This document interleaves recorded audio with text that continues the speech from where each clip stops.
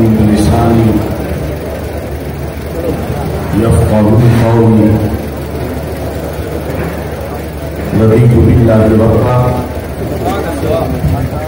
وبالإسلام دينا وبمحمد صلى الله عليه وسلم نبيا ورسولا الله أكبر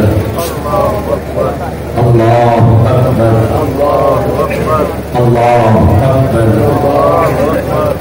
لبيك لبيك لبيك يا رسول الله صلى الله عليه وسلم. الحمد لله رب العالمين والصلاة والسلام على خاتم النبيين سيد الأولين والآخرين وعلى آله وأصحابه أجمعين. أما بعد فأعوذ بالله من الشيطان الرجيم. بسم الله الرحمن الرحيم. ومن ذريته داود وسليمان وأيوب ويوسف وموسى وهارون وكذلك نجزي المحسنين وزكريا ويحيى وعيسى وإلياس كل من الصالحين. صدق الله العظيم وصدق رسوله النبي الكريم الأمين. إن الله وملائكته يصلون على النبي يا أيها الذين آمنوا صلوا عليه وسلموا تسليما. الصلاة والسلام عليك يا سيدي يا رسول الله وعلى آلك وأصحابك يا حبيب الله. الصلاة والسلام عليك يا سيدي يا خاتم النبيين وعلى آلك وأصحابك يا سيدي يا خاتم المعصومين. مولاي صل وسلم دائما أبدا على حبيبك خير الخلق كلهم منزه عن شريك في محاسنه وجوهر الحسن فيه غير منقاسم. محمد تاج رسول الله قاطبة محمد صادق الأقوال والكلم محمد ذكره روح لأنفسنا محمد شكره فرد على الأمم. رب صل وسلم دائما أبدا على حبيبك خير الخلق كلهم. اللہ تبارک و تعالی جل جلالہ وعم نوالہ وتم برہانہ وعظم شانہ وجل ذکرہ وعز اسمہ کی حمد و ثنا. اور حضور سرور کائنات مفخر موجودات زینت بزم کائنات دستگیر جہاں غم گسار زمان سید سروران حامی بے کسان قائد المرسلین خاتم النبیین احمد مجتبی جناب محمد مصطفیٰ صلی اللہ علیہ وآلہ واصحابہ وبارک وسلم کے دربار دربار میں ہدیہ درود و سلام عرض کرنے کے بعد خدایا بحق کے بنی فاطمہ کے برقول ایمان کنی خاتمہ اگر دعوتم رد کنی برقبول منو دستو دامان آل رسول صلی اللہ علیہ وسلم. السلام علیکم ورحمۃ اللہ وبرکاتہ. رب الجلال کے فضل اور توفیق سے کہنے کے لبیک یا رسول اللہ صلی اللہ علیہ وسلم اور تحریک صراط مستقیم کے زیر اہتمام مرکز صراط مستقیم تاجبار لاہور کے اندر عظیم الشان ائمہ اہل بیت اطہار رضی اللہ تعالی عنہ کی کانفرنس انعقاد پذیر ہے۔ اس کانفرنس کی صدارت پیر طریقت عالم شریعت حضرت پیر سید محمد ظہیر سلطان شاہ صاحب بخاری حافظہ اللہ تعالی فرما رہے ہیں۔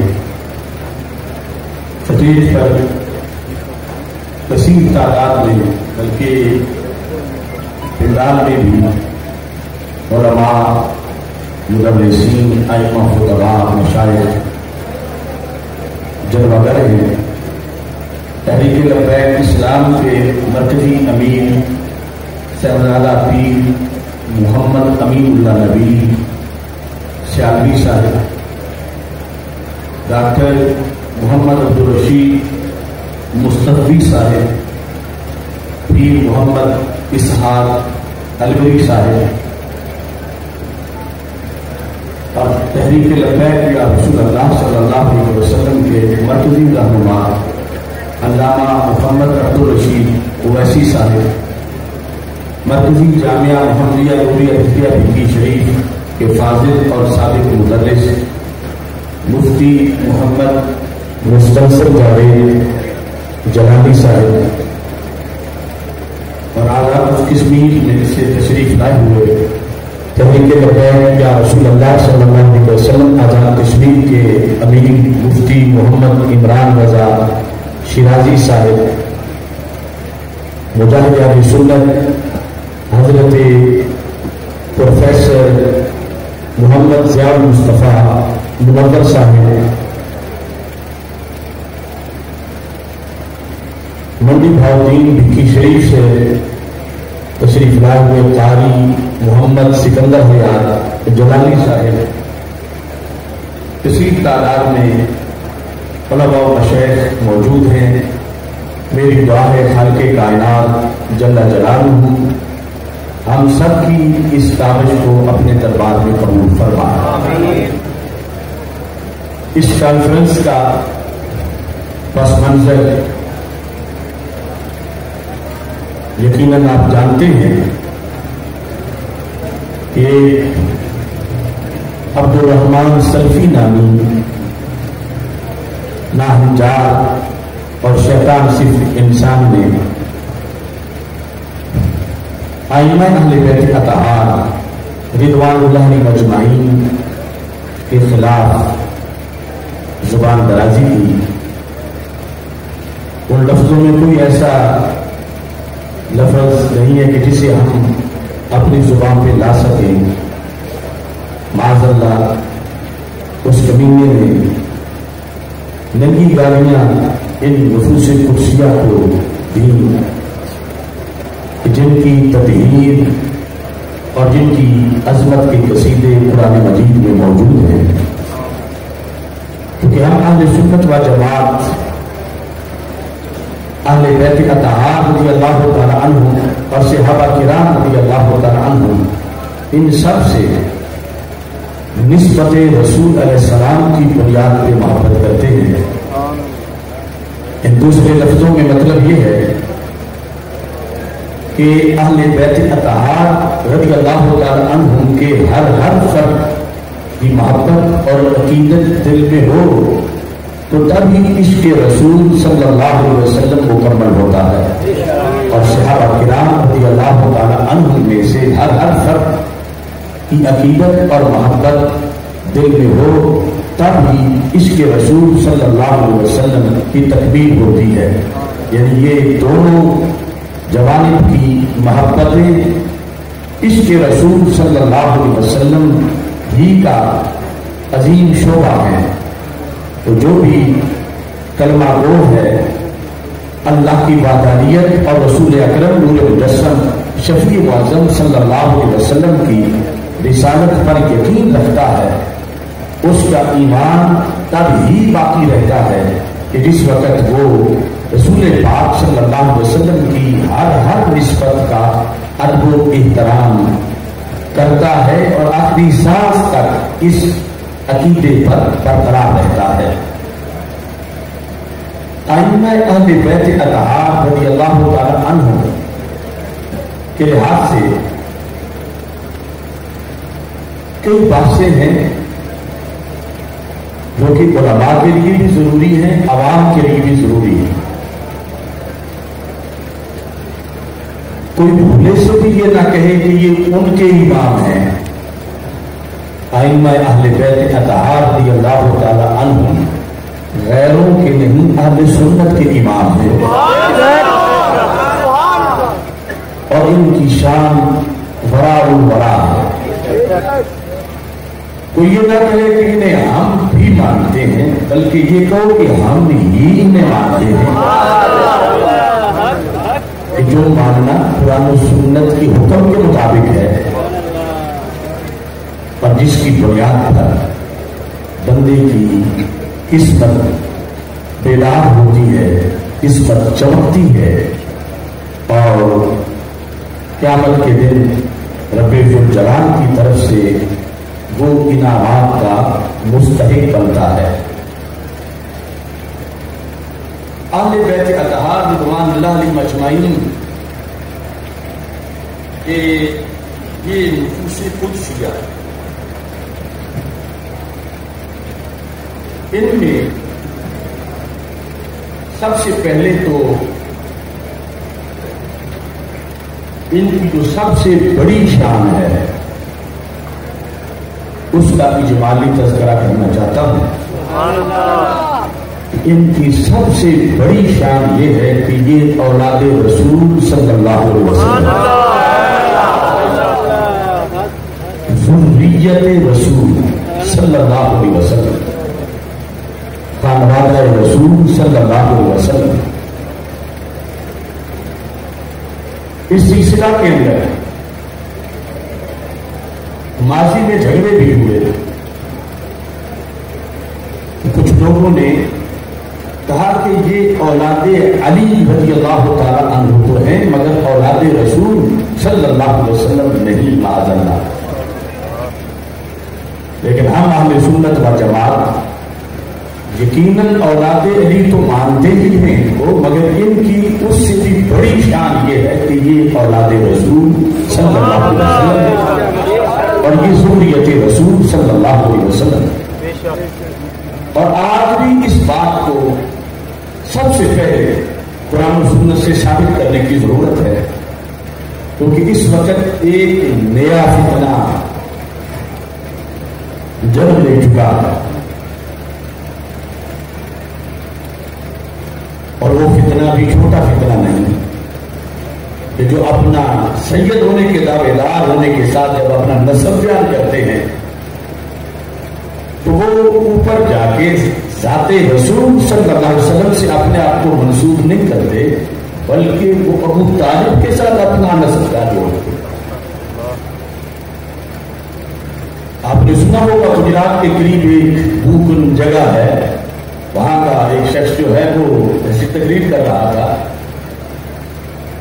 کبھی اس بات پہ جھگڑا تھا کہ اہل بیت رضی اللہ تعالی عنہم کو کہا جاتا تھا تم اولاد علی ہو، تم اولاد رسول علیہ السلام نہیں۔ تو امام زین العابدین دلائل دیتے تھے نہیں، اولاد علی تو ہیں لیکن ہم اولاد نبی بھی ہیں۔ امام محمد باقر رضی اللہ تعالی عنہ نے اس پر مناظرہ کیا کہ ہم اولاد نبی علیہ السلام۔ امام موسیٰ کاظم رضی اللہ تعالی عنہ نے اس پر مناظرہ کیا کہ ہم اولاد نبی صلی اللہ علیہ وسلم ہیں، اور آج نہ جانے وہ کس قسم کے سید ہیں کہ جو اس سب سے بڑے شرف پر آ کر لوگوں کے ذہن پائزن کر رہے ہیں اور اپنے آپ کو رسول اکرم نور مجسم شفیع معظم صلی اللہ علیہ وسلم کی طرف منسوب کرنے کی بجائے اپنا نسب اور اپنا سلسلہ بتاتے ہوئے کہتے ہیں کہ جب ہم حضرت مولا علی رضی اللہ تعالیٰ عنہ کو جاتے ہیں تو آگے حضرت محمد صلی اللہ علیہ وسلم کا نام نہیں ملتا اور ہمیں تو آگے اور نام ملتا ہے. جس طرح وہ عباسی خلیفے جو اہل بیت رضی اللہ تعالی عنہم کو تانے کے طور پر کہتے تھے کہ تم اولاد نبی نہیں ہو، تو وہ غلطی کر رہے تھے. ایسے ہی آج اس طرح کے سید کہ جو اولاد نبی ہونے کے اعزاز کو چھوڑ کر اولاد ابی طالب ہونے کے لیے وہ کوشاں ہیں اور اس طرح کی تقریریں کر رہے ہیں.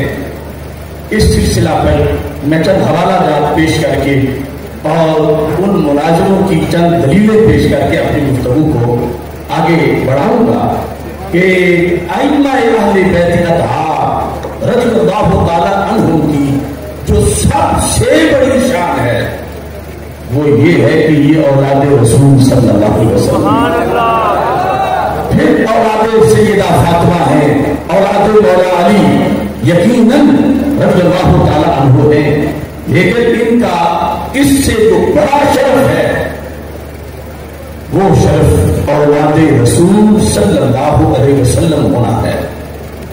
اس سلسلہ کے اندر پہلے چند تاریخی حقائق المختار من مناقب الاخیار امام ابن الاسیر جزری 606 ہجری جن کی تاریخ وفات ہے، انہوں نے اپنی کتاب کے اندر یہ جلد نمبر 3 میں لکھا ہے کہ جو عباسی خلیفہ حکمران ہارون الرشید تھا عطا قبر نبی صلی اللہ علیہ وسلم و رسول اکرم نور مجسم شفیع معظم صلی اللہ علیہ وسلم کے روضہ پاک پہ آیا زائرا لہ وحولہ قریش،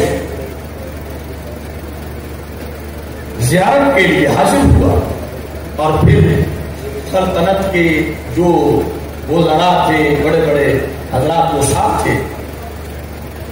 وَمَعَهُ مُوسَى بْنُ جعفر، اور ائمہ اہل بیت رضی اللہ تعالی عنہم میں سے حضرت امام موسیٰ کاظم رضی اللہ تعالی عنہ بھی ساتھ تھے.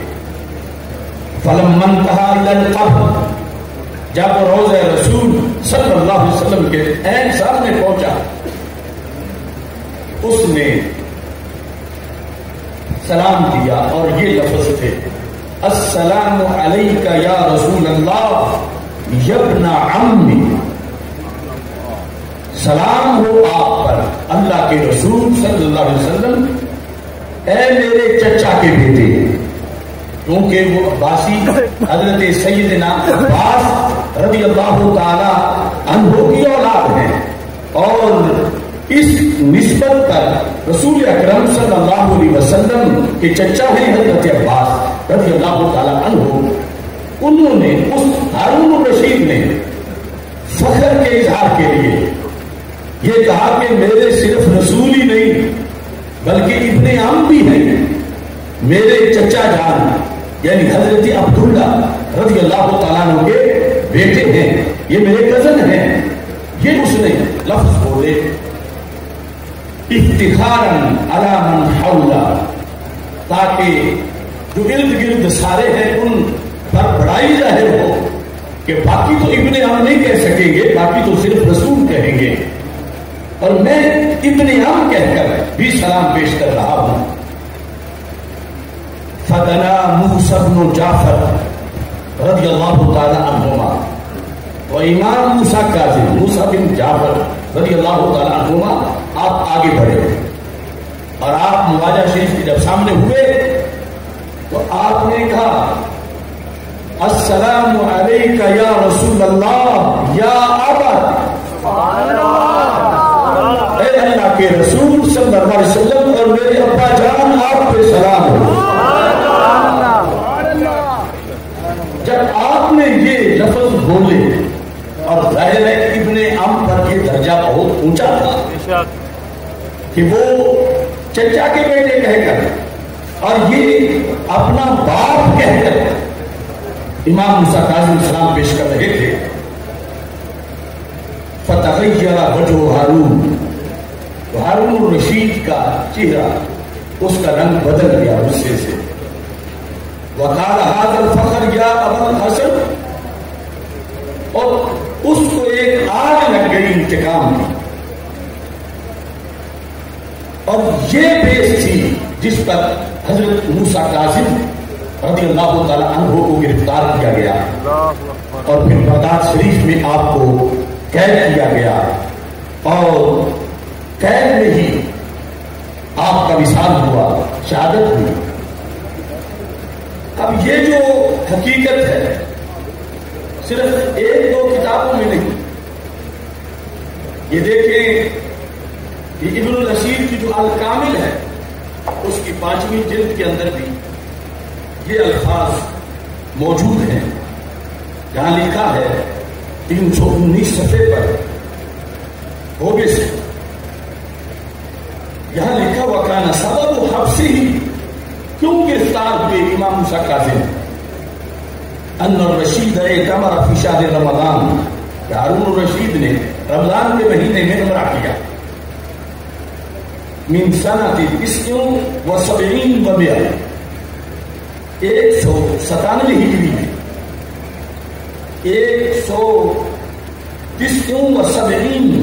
179 ہجری کے اندر اس نے جس وقت عمرہ کیا, فلما عاد الى المدینہ علی ساکنہ الصلاۃ والسلام, جب مدینہ منورہ آیا, داخل الى قبر النبی صلی اللہ علیہ وسلم یزورو, رسول اکرم نور مجسم شفیع معظم صلی اللہ علیہ وسلم کی قبر پرنور کی زیارت کے لیے وہ آگے بڑھا. فمنتہا الی القبر, جب قبر کے پاس پہنچا وقف, کھڑا ہو گیا. فقال السلام علیک یا رسول اللہ صلی اللہ علیہ وسلم, یا ابن عم, یا ابن عمی, یا ابن عمی, اے میرے چچا کے بیٹے, اللہ کے رسول صلی اللہ علیہ وسلم آپ کو سلام ہو.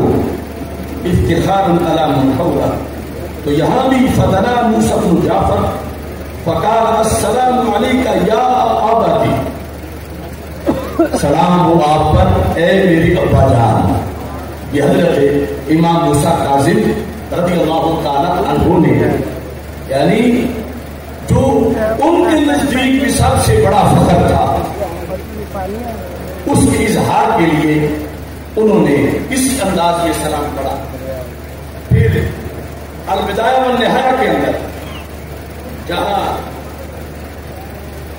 تاریخ میں ان سالوں کا تذکرہ ہے اور امام موسیٰ کاظم کے حالات ہیں, جلد نمبر 10 صفحہ نمبر 613 کے اندر, وہاں بھی یہی لکھا ہے کانت خلافت الرشید فحج, یہاں ہے کہ اس کی حکومت تھی اور اس نے حج کیا. فلما قعد ليسلم على قبر النبي صلى الله عليه وسلم ومعه موسى بن جعفر الكاظم, فقال الرشيد السلام عليك يا رسول الله يا ابن عمي, فقال موسى السلام عليك يا ابتي. ایسے ہی اسی حقیقت کو صحت الصفا کے اندر بھی بیان کیا گیا. یہی حقیقت تاریخ بغداد میں فقیر بغدادی نے جلد نمبر 13 کے اندر بھی اس کو بیان کیا اور یہ سارے لفظ لکھے. ایسے ہی حلیۃ الاولیاء کے اندر اور دیگر بہت سے حوالہ جات اس کے موجود ہیں. اب میں اختصار سے وہ سارے پیش نہیں کر رہا. یہ جھگڑا ایک بار پہلے بھی ہوا تھا حجاج بن یوسف سے حضرت امام محمد باقر رضی اللہ تعالی عنہ کا. تفسیر کبیر کے اندر امام راضی رحمۃ اللہ علیہ جلد نمبر 7 میں یہی آیات جو میں نے تلاوت کی ہیں ان سے جو مسائل اخذ ہوتے ہیں سورہ انعام کے اندر المسألۃ الخامسہ کے تحت امام فخر الدین رازی رحمۃ اللہ علیہ نے جلد نمبر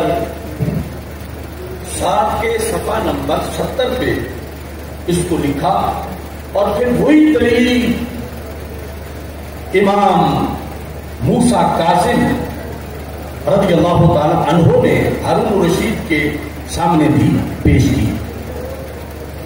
تو سب سے پہلے آیت سے ہم نے اس سب سے بڑی شان کا ثبوت دینا ہے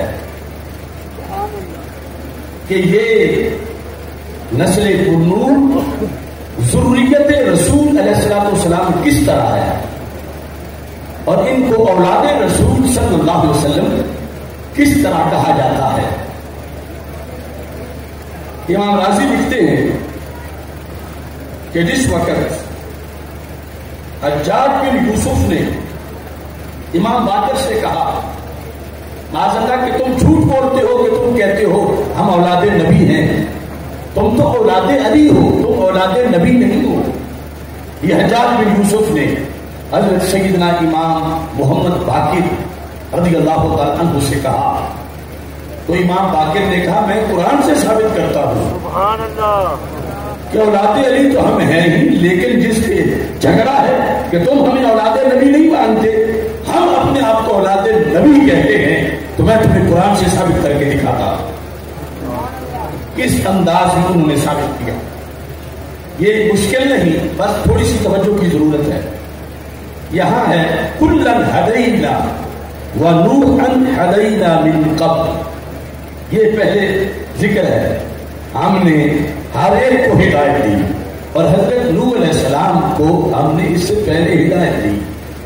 اس کے بعد ہے وَمِن ذُرِّيَّتِهِ وَمِن ذُرِّيَّتِهِ، اس زمین کا مرجع حضرت نوح علیہ السلام ہے، جو کہ قریب واقع ہیں، اگرچہ بعض نے ابراہیم علیہ السلام کو بھی بنایا، لیکن وہ مرجوح ہے، راجح ہے کہ پہلے آ رہا ہے وَنُوحًا ہَدَيْنَا مِن قَبْلُ وَمِن ذُرِّيَّتِهِ، حضرت نوح علیہ السلام کی ذریت سے کون کون ہیں؟ داؤد و سلیمان و ایوب و یوسف و موسیٰ و ہارون وَكَذَلِكَ نَجْزِي الْمُحْسِنِينَ، اللہ فرماتا ہے ایسے ہی ہم محسنین کو جزا دیتے ہیں۔ آگے وَزَكَرِيَّا، عطف ہے داؤد پر کہ وَمِن ذُرِّيَّتِهِ زَكَرِيَّا، کہ حضرت نوح علیہ السلام کی ذریت سے کون ہیں؟ حضرت زکریا علیہ السلام، وَيَحْيَا، حضرت یحییٰ علیہ السلام، وَعِیسیٰ، حضرت عیسیٰ علیہ السلام، وَإِلیاس، حضرت الیاس علیہ السلام، کل من الصالحین، یہ سب صالحین سے ہیں۔ تو امام محمد باقر رضی اللہ تعالی عنہ نے حجاج کو کہا کہ عیسیٰ علیہ السلام کا تو باپ بھی کوئی نہیں، وہ بن باپ کے پیدا ہوئے، تو وہ کس بیس پہ حضرت نوح علیہ السلام کی اولاد بنے؟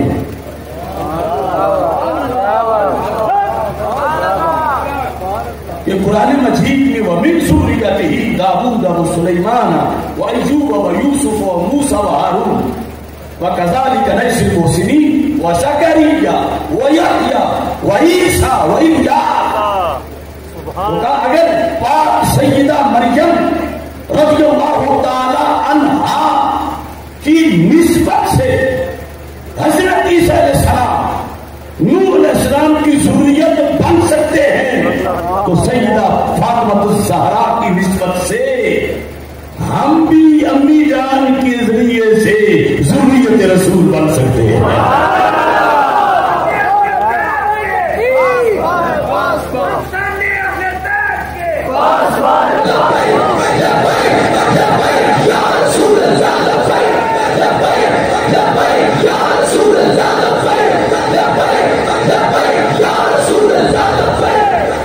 اب مزید سمجھنے کی ضرورت ہے، کیونکہ ہر جگہ آپ نے بیان کرنا ہے کہ وَمِن ذُرِّيَّتِهِ، یہ سورہ انعام کی جو یہ آیت ہے 7ویں پارے میں، یہ مجرور ضمیر ذریت ہی، یہ ضمیر راجع ہے نوح علیہ السلام کی طرف کہ نوح علیہ السلام کی اولاد میں سے کون کون ہیں؟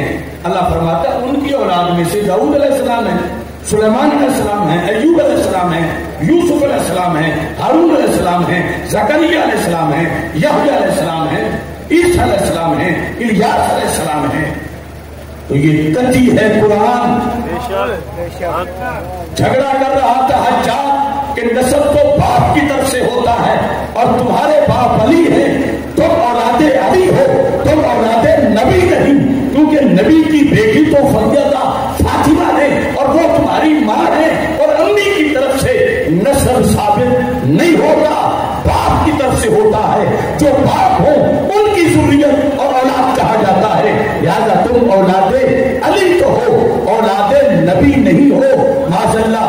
تو امام باقر نے کہا اگر حضرت سیدنا نوح علیہ السلام کا سلسلہ جو ہے قرآن کے مطابق حضرت عیسیٰ علیہ السلام ان کی ذریت باپ کی وجہ سے نہیں، کیونکہ باپ تو تھا ہی نہیں، صرف امی تھی حضرت مریم علیہ السلام۔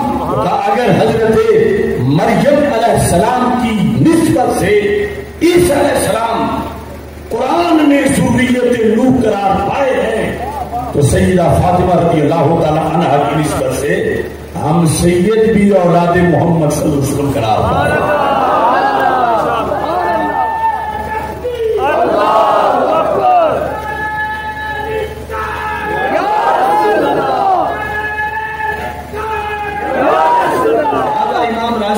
یہاں لکھتے ہیں میں نے سب سے پہلے یہ دلیل بغداد شریف میں پڑھی تھی، مکتبہ قادریہ حضرت غوث پاک رضی اللہ عنہ کی دلیل پر۔ میری بغداد شریف کی جو نوٹ بک ہے اس پر حوالوں میں یہ حوالہ بھی لکھا ہوا ہے۔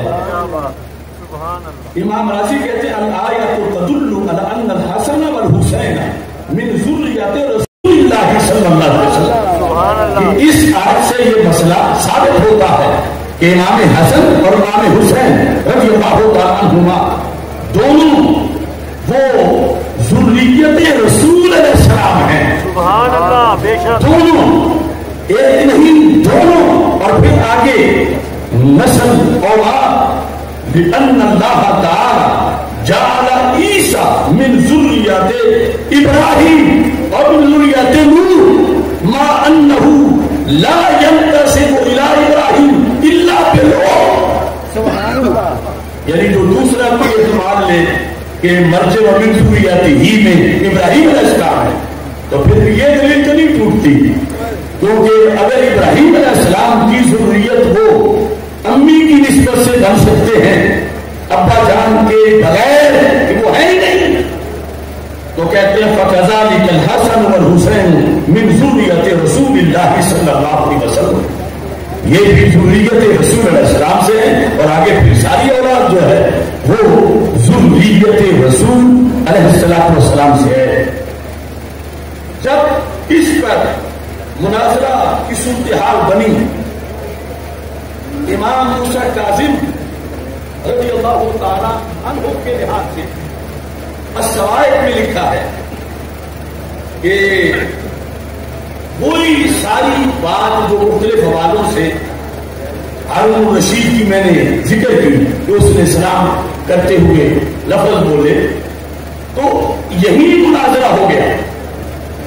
السوائق کے اندر یہ حوالہ موجود ہے 360 صفحے پر، لکھا ہے وسالہ الرشید، سوال کیا امام موسیٰ کاظم رضی اللہ تعالیٰ عنہ سے ہارون الرشید نے، کیف قلتم ان ذریۃ رسول اللہ صلی اللہ علیہ وسلم، تم یہ کیسے کہتے ہو کہ تم ذریت رسول علیہ السلام ہو، یہ تم کیسے کہتے ہو؟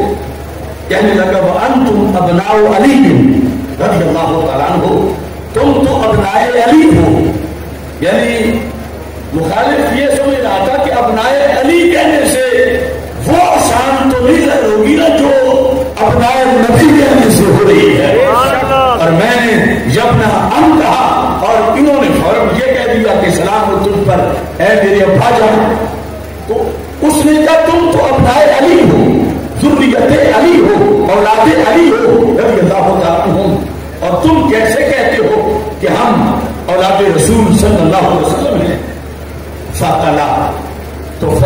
تلاوت کی امام موسیٰ کاظم رضی اللہ تعالی عنہ نے وَمِن ذُرِّيَّتِ داؤد وسلیمان وعیسیٰ بن الیاس تک کہا وَلَيْسَ لَهُ رَبٌ کہ عیسیٰ علیہ السلام کو اولاد نوح بتایا جا رہا، حالانکہ ان کا تو باپ بھی نہیں تھا.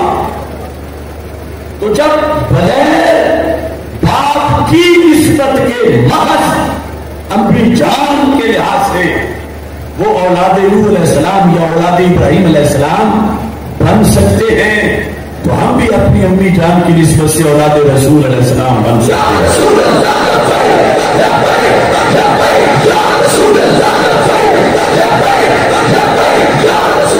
اور ساتھ دوسری دلیل دی سبحان اللہ وَأَيْضًا قَالَ یعنی جن کے گھر قرآن اترا ہے انہیں کس قدر قرآن کے اسرار و رموز یاد ہیں. دوسری دلیل دی امام موسیٰ کاظم رضی اللہ تعالیٰ عنہ نے، کہنے لگے اللہ فرماتا ہے فَمَنْ حَاجَّكَ فِيهِ مِنْ بَعْدِ مَا جَاءَكَ مِنَ الْعِلْمِ فَقُلْ تَعَالَوْا نَدْعُوا أَبْنَاءَنَا وَأَبْنَاءَكُمْ. ہم بلا لیتے ہیں، ہم اپنے ابنا بلا لیتے ہیں، تم اپنے بلا لو. تو امام موسیٰ کاظم کہتے ہیں وہ نصارہ سے جو مباہلہ تھا رسول پاک صلی اللہ علیہ وسلم کسی اپنا بیٹا قرار دے رہے تھے. اپنا اللہ بزبان قرآن کنہیں کہا جا رہا تھا، اور کہا کہ رسول پاک صلی اللہ علیہ وسلم کے ساتھ جب حضرت مولا علی، حضرت سیدہ فاطمہ رضی اللہ تعالی عنہما اور پھر حضرت امام حسن اور حضرت امام حسین رضی اللہ تعالی عنہما موجود تھے، تو کہتے فکان الحسن والحسین ہما الابنا، یہ دو ذاتیں ہیں جنہیں ابنا کہا جا رہا تھا. لہذا جیت گئے منازعہ امام موسیٰ کاظم. وہ ہار گیا اور اس کے پاس اقتدار تھا، اور اپنی آخرت خراب کرنے کے لیے اس نے عظیم امام کو جیل میں ڈال دیا. لیکن علم دلیل کی روشنی میں جیل کی دیواریں بھی پکار پکار کے کہہ رہی تھی کہ جو جیل میں آیا ہے یہ اولاد نبی علیہ الصلوۃ والسلام. اب دیکھو یعنی کتنا زمانہ اس لحاظ سے بھی آج صورتحال عجیب ہے کہ جس پر بڑوں کو آیات پیش کر کے جو چیز ثابت کر رہے تھے، اور آج اسی نسل کے ہونے کے دعوے دار دوسری طرف اپنا نسل توڑنا چاہتے ہیں. چونکہ روافض کے نزدیک لینے ہی جدا ہیں. وہ کہتے ہیں کہ فرشتے کو غلطی ہوئی تھی، واحد تو نانی مولا علی رضی اللہ تعالیٰ عنہ تھی. یہ وجہ ہے کہ ان کا مذہب ہے ایمان ابی طالب کا، ورنہ وہ چچا جنہوں نے سامنے کھڑے ہو کر سرکار کے احد کے میدان میں اپنی جان پیش کی، اس چچا کا جشن کیوں نہیں منایا جاتا، ان کا تذکرہ کیوں نہیں کیا جاتا؟ تو یہ چونکہ ایک جدا رستہ جس میں اصل سرکار صلی اللہ علیہ وسلم کو معذلہ طفیلی ثابت کر کے اصل مولا علی رضی اللہ تعالیٰ عنہ کو قرار دے کر پھر آگے یہ سارے راستے بنائے ہوئے ہیں صبح و صبح روافض میں. مگر اللہ کا کروڑوں بار شکر ہے ہم اسی فکر پہ ہیں، اے خلیل اللہ کو حاجت رسول اللہ.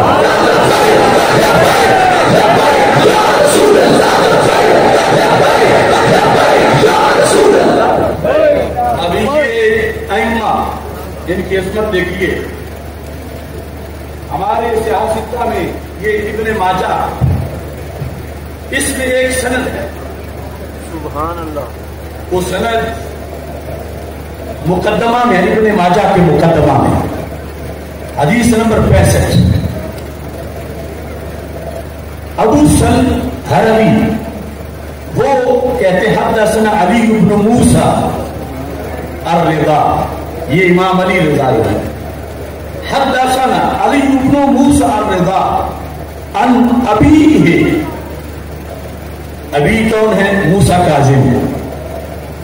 عن جعفر بن محمد عن ابیہ، پھر ابی کون ہے؟ امام جعفر صادق کے ابا جی، وہ امام محمد باقر.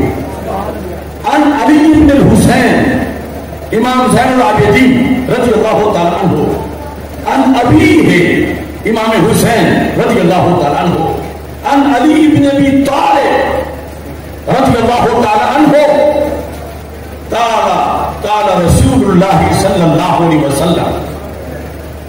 امام علی رضا رضی اللہ تعالیٰ عنہ امام موسیٰ کاظم رضی اللہ تعالیٰ عنہ سے روایت کرتے ہیں. امام موسیٰ کاظم رضی اللہ تعالیٰ عنہ امام جعفر صادق رضی اللہ تعالیٰ عنہ سے روایت کرتے ہیں. امام جعفر صادق رضی اللہ تعالیٰ عنہ امام محمد باقر رضی اللہ تعالیٰ عنہ سے روایت کرتے ہیں. اور امام محمد باقر رضی اللہ تعالیٰ عنہ امام زین العابدین رضی اللہ تعالیٰ عنہ سے روایت کرتے ہیں. اور امام زین العابدین رضی اللہ تعالیٰ عنہ سیدنا امام حسین رضی اللہ تعالیٰ عنہ سے روایت کرتے ہیں. اور امام حسین رضی اللہ تعالیٰ عنہ حضرت مولا مشکل کشا شیر خدا مولا علی رضی اللہ تعالیٰ عنہ سے روایت کرتے ہیں. اور مولا علی رضی اللہ تعالیٰ عنہ کہتے ہیں قال رسول اللہ صلی اللہ علیہ وسلم، اللہ کے رسول صلی اللہ علیہ وسلم نے فرمایا. اب یہ سند کیونکہ ابو سلم جو ہیں ان سے نیچے پہ عبدالسلام ابو سلم سے روایت کرتے ہیں. عبدالسلام سے محمد بن اسماعیل اور محمد بن اسماعیل سے سعد بن نبی سال اور سعد بن نبی سال سے اس کتاب کے مصنف ابن ماجہ وہ روایت کرتے ہیں. تو یعنی یہ جو ابو سلم ہیں یہ سادات کی سند کے حامل ہیں، وارث ہیں، سیدوں کے شاگرد ہیں. انہوں نے اپنا ایک تجربہ اسی حدیث کے آخر میں ذکر کیا ہے جو ابن ماجہ میں موجود ہے. قال ابو سلم نے کہا، ابو سلم کون ہیں؟ جو امام علی رضا کے شاگرد ہیں اور امام موسیٰ کاظم کے پوتا شاگرد ہیں. وہ ابو سلم کہتے ہیں لو قرئ ھذا الاسناد علی مجنون لبرا، یہ جو سند ہے ائمہ اہل بیت والی، اگر یہ سند کسی پاگل پہ پڑی جائے تو اس کا پاگل پن دور ہو جاتا ہے.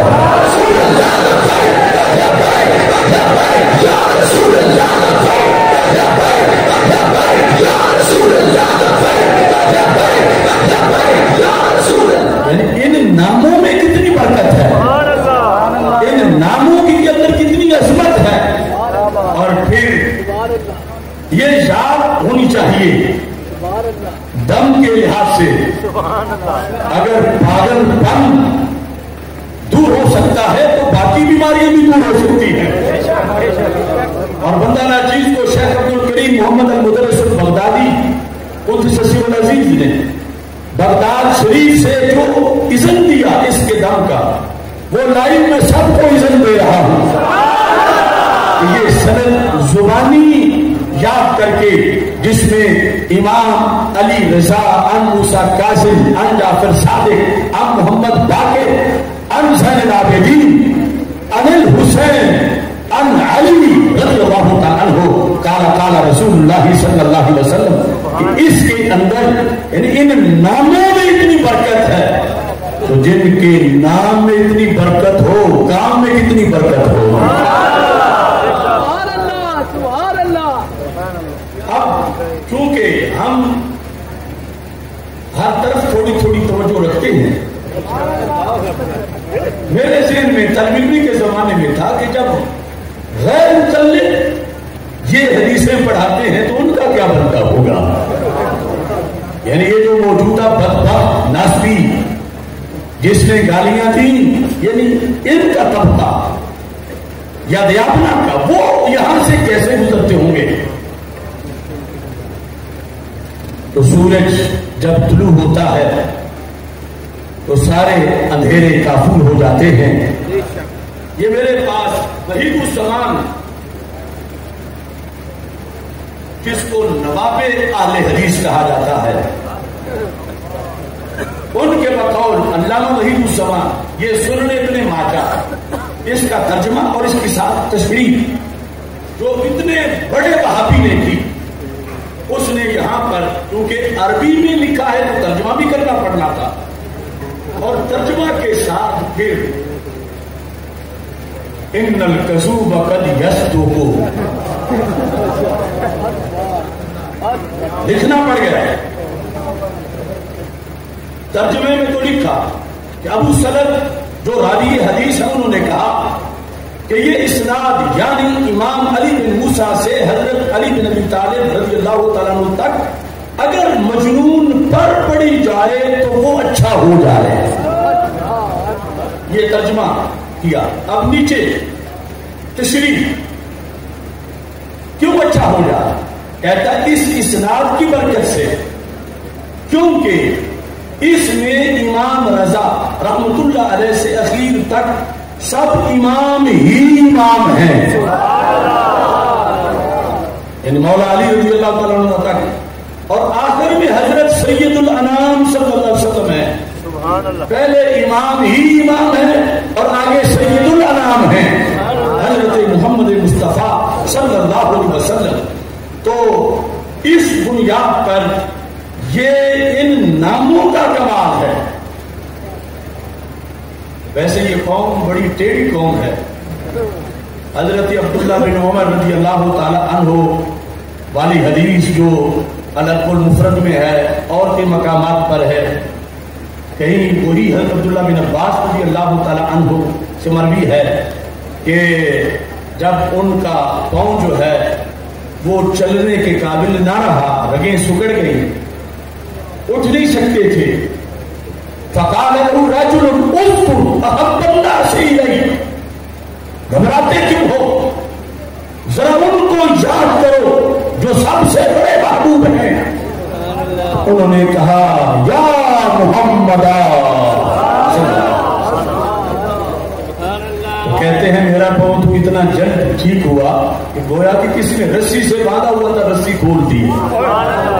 یعنی بیماری ٹھیک ہوتے تو پھر بھی کچھ وقت لگتا ہے رسی کھولنے سے، کہ بالکل صحیح تھا، اتنا جلد وہ ٹھیک ہوا. لیکن ان کے کئی حواشی میں نے دیکھے، یہ کہتے ہیں اس میں یہ نہیں کہ رسول پاک صلی اللہ علیہ وسلم کو پکارنے کی وجہ سے کوئی مدد شامل حال ہو گئی.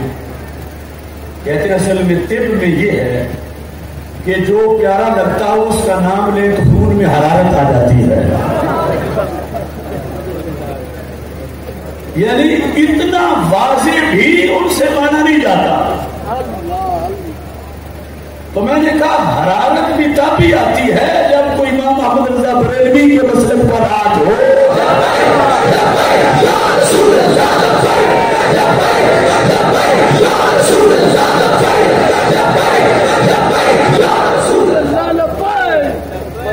یہ ائمہ ان کے لحاظ سے تحفہ اثنا عشریہ کے اندر جو الفاظ ہیں وہ بھی بڑے عجیب ہیں. اور اعلیٰ حضرت فاضل بریلوی رحمۃ اللہ علیہ نے فتاوی نظریہ شریف کے اندر بھی وہ عبارت لکھی ہے. یہ فارسی تحفہ اثنا عشریہ شاہ عبد العزیز محدث دہلوی لکھتے ہیں صفحہ نمبر 214 پر کہ حضرت امیر و ذریت طاہرہ، ذریت طاہرہ او، حضرت امیر، یہ مجدد الفسانی رحمۃ اللہ علیہ کا بھی یہی انداز ہے کہ مولا علی رضی اللہ تعالیٰ عنہ کو حضرت امیر کہہ کے لکھتے ہیں، اور انہوں نے بھی اسی طرح لکھا حضرت امیر کہ مولا علی رضی اللہ تعالیٰ عنہ و ذریت طاہرہ او، اور آپ کی اولاد پاک بالخصوص سیدہ فاطمہ رضی اللہ تعالی عنہا سے پورا تمام مثال پیرانو مرشداں می پرستن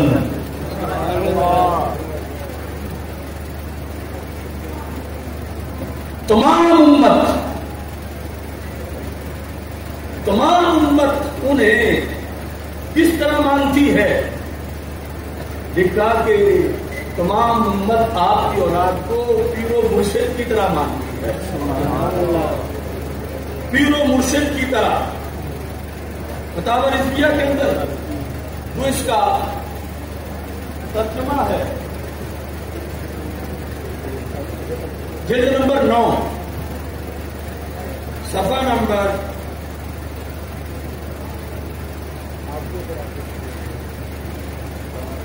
576 یہی عبارت تحفہ اثنا شریعہ کی لکھ کر اعلی حضرت رحمۃ اللہ علیہ ترجمہ کرتے ہیں کہ مولانا شاہ عبد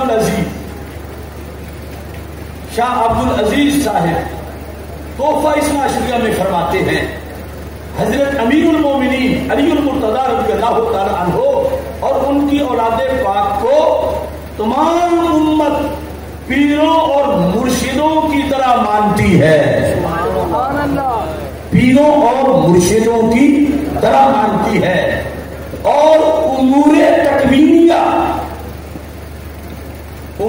تکوینیہ یہ اب جو بعد کی نسل اسماعیل دہلوی اور پھر آگے جو ویسے تو شاہ عبد العزیز انہیں اپنے اکابر قرار دیتے ہیں، لیکن شاہ عبد العزیز کا عقیدہ کیا ہے؟ وہ یہ لکھ رہے ہیں کہ وہ امور تکوینیہ ایشا و بستمیدانت کہ ساری امت امور تکوینیہ کو حضرت مولا علی رضی اللہ تعالی عنہ کی نسل کے ان ائمہ طاہرین سے وابستہ مانتے ہیں.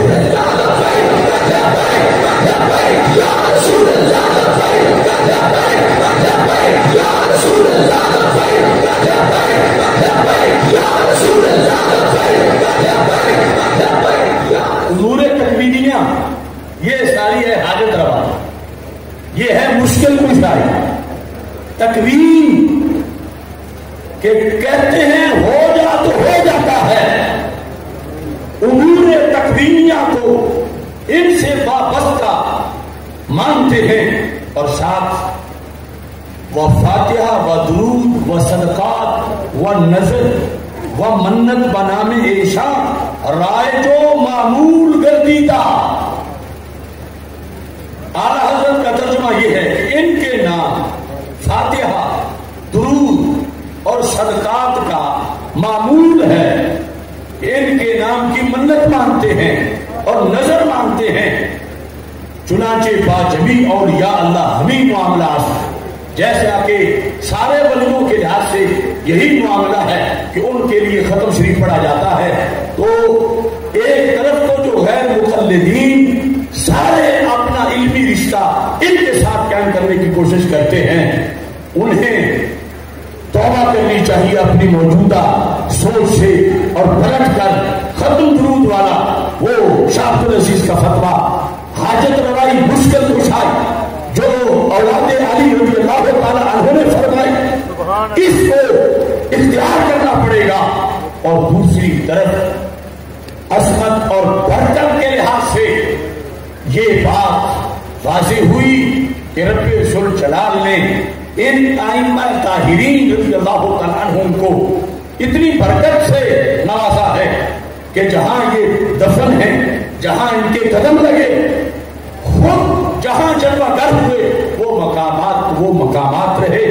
صرف ان کا نام لینے والا بشرطے کہ ہو معتقد اور ہو صحیح العقیدہ تو رب ذوالجلال ان کی نام سے بھی مشکلیں ڈال دیتا ہے. اب اس پر آگے دلائل کا ایک طویل سلسلہ ہے، لیکن اس سے پہلے یہ بات ہے یہ ہیں کون کون اور انہیں امام ماننے کا معنی کیا ہے؟ ہم کیا مانتے ہیں، دوسرے کیا مانتے ہیں؟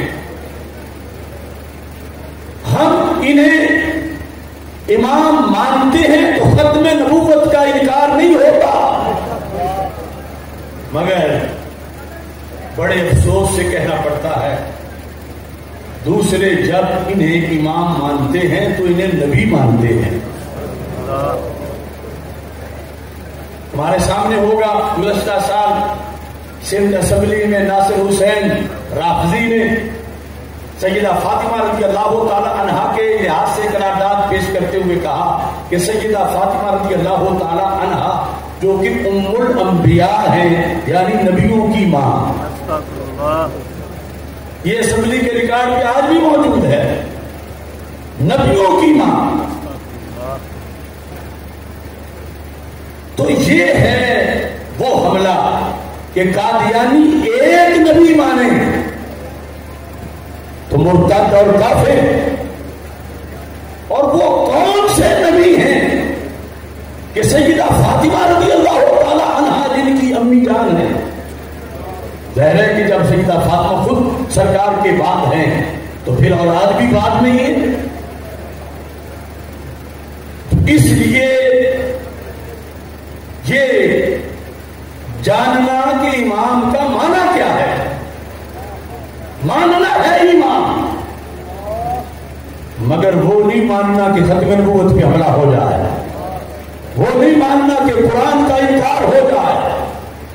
یہ غوثوں کے غوث، یہ کتبوں کے کتب، ان کے مزارات کا ایریا بھی بڑے بڑے محدث ہاتھ باندھ کے پہنچے تو مشکلیں حل ہو گئی، مگر ان میں سے کوئی بھی مرتبہ نبوت پر نہیں تھا۔ وہ حضرت مولا علی ہو، حضرت امام حسن ہو، حضرت امام حسین ہو رضی اللہ تعالی عنہ، یا بعد کے آئمہ، ان کی شان فضیلتیں بہت بڑی ہیں، لیکن امامت یہاں پر نبوت کے معنی میں نہیں ہے۔ کس معنی میں ہے؟ آؤ چلے پھر گولڈا شریف چلتے ہیں، آؤ چلے پھر بریلی شریف چلتے ہیں۔ آپ دیکھیے اعلی حضرت کے دو فتاوی ہر عالم کو وہ یاد ہونی چاہیے، سبحان اللہ۔ پھر پتہ چلے گا کہ یہ جو اصطلاح ہے 12 امام اور 14 معصوم والی، اس کا کس عقیدے سے ٹکراؤ ہے۔ اور میں نے خطبے میں جو پڑھا یہ بھی سب سے درخواست ہے کہ یہ درود شریف اگر آپ سارے ہی پڑھنا شروع کر دیں تو پھر رفض کی جڑیں خود بخود کٹ جائے۔ الصلاۃ والسلام علیک یا سیدی یا خاتم النبیین وعلی آلک واصحابک یا سیدی یا خاتم المعصومین، کہ جس طرح ہمارے آقا صلی اللہ علیہ وسلم خاتم النبیین ہیں ایسے ہی خاتم المعصومین بھی ہیں۔ آپ کے بعد ولی ہیں، غوث ہیں، کتب ہیں، امداد ہیں، کروڑوں شانوں والے ہیں، مگر آپ کے بعد کوئی معصوم نہیں انسانوں میں، کیونکہ آپ آخری معصوم ہیں، آپ آخری معصوم ہیں۔ آپ دیکھیے اعلی حضرت فاضل بریلوی رحمۃ اللہ علیہ فتاوی نسبیہ شریف جلد نمبر 29 کے اندر آپ نے اس حقیقت کو واضح لفظوں کے ساتھ امت مسلمہ کے سامنے رکھا۔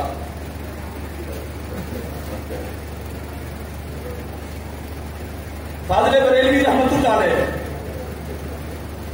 جلد نمبر 29 کے 218 صفحے پر ارشاد فرماتے ہیں،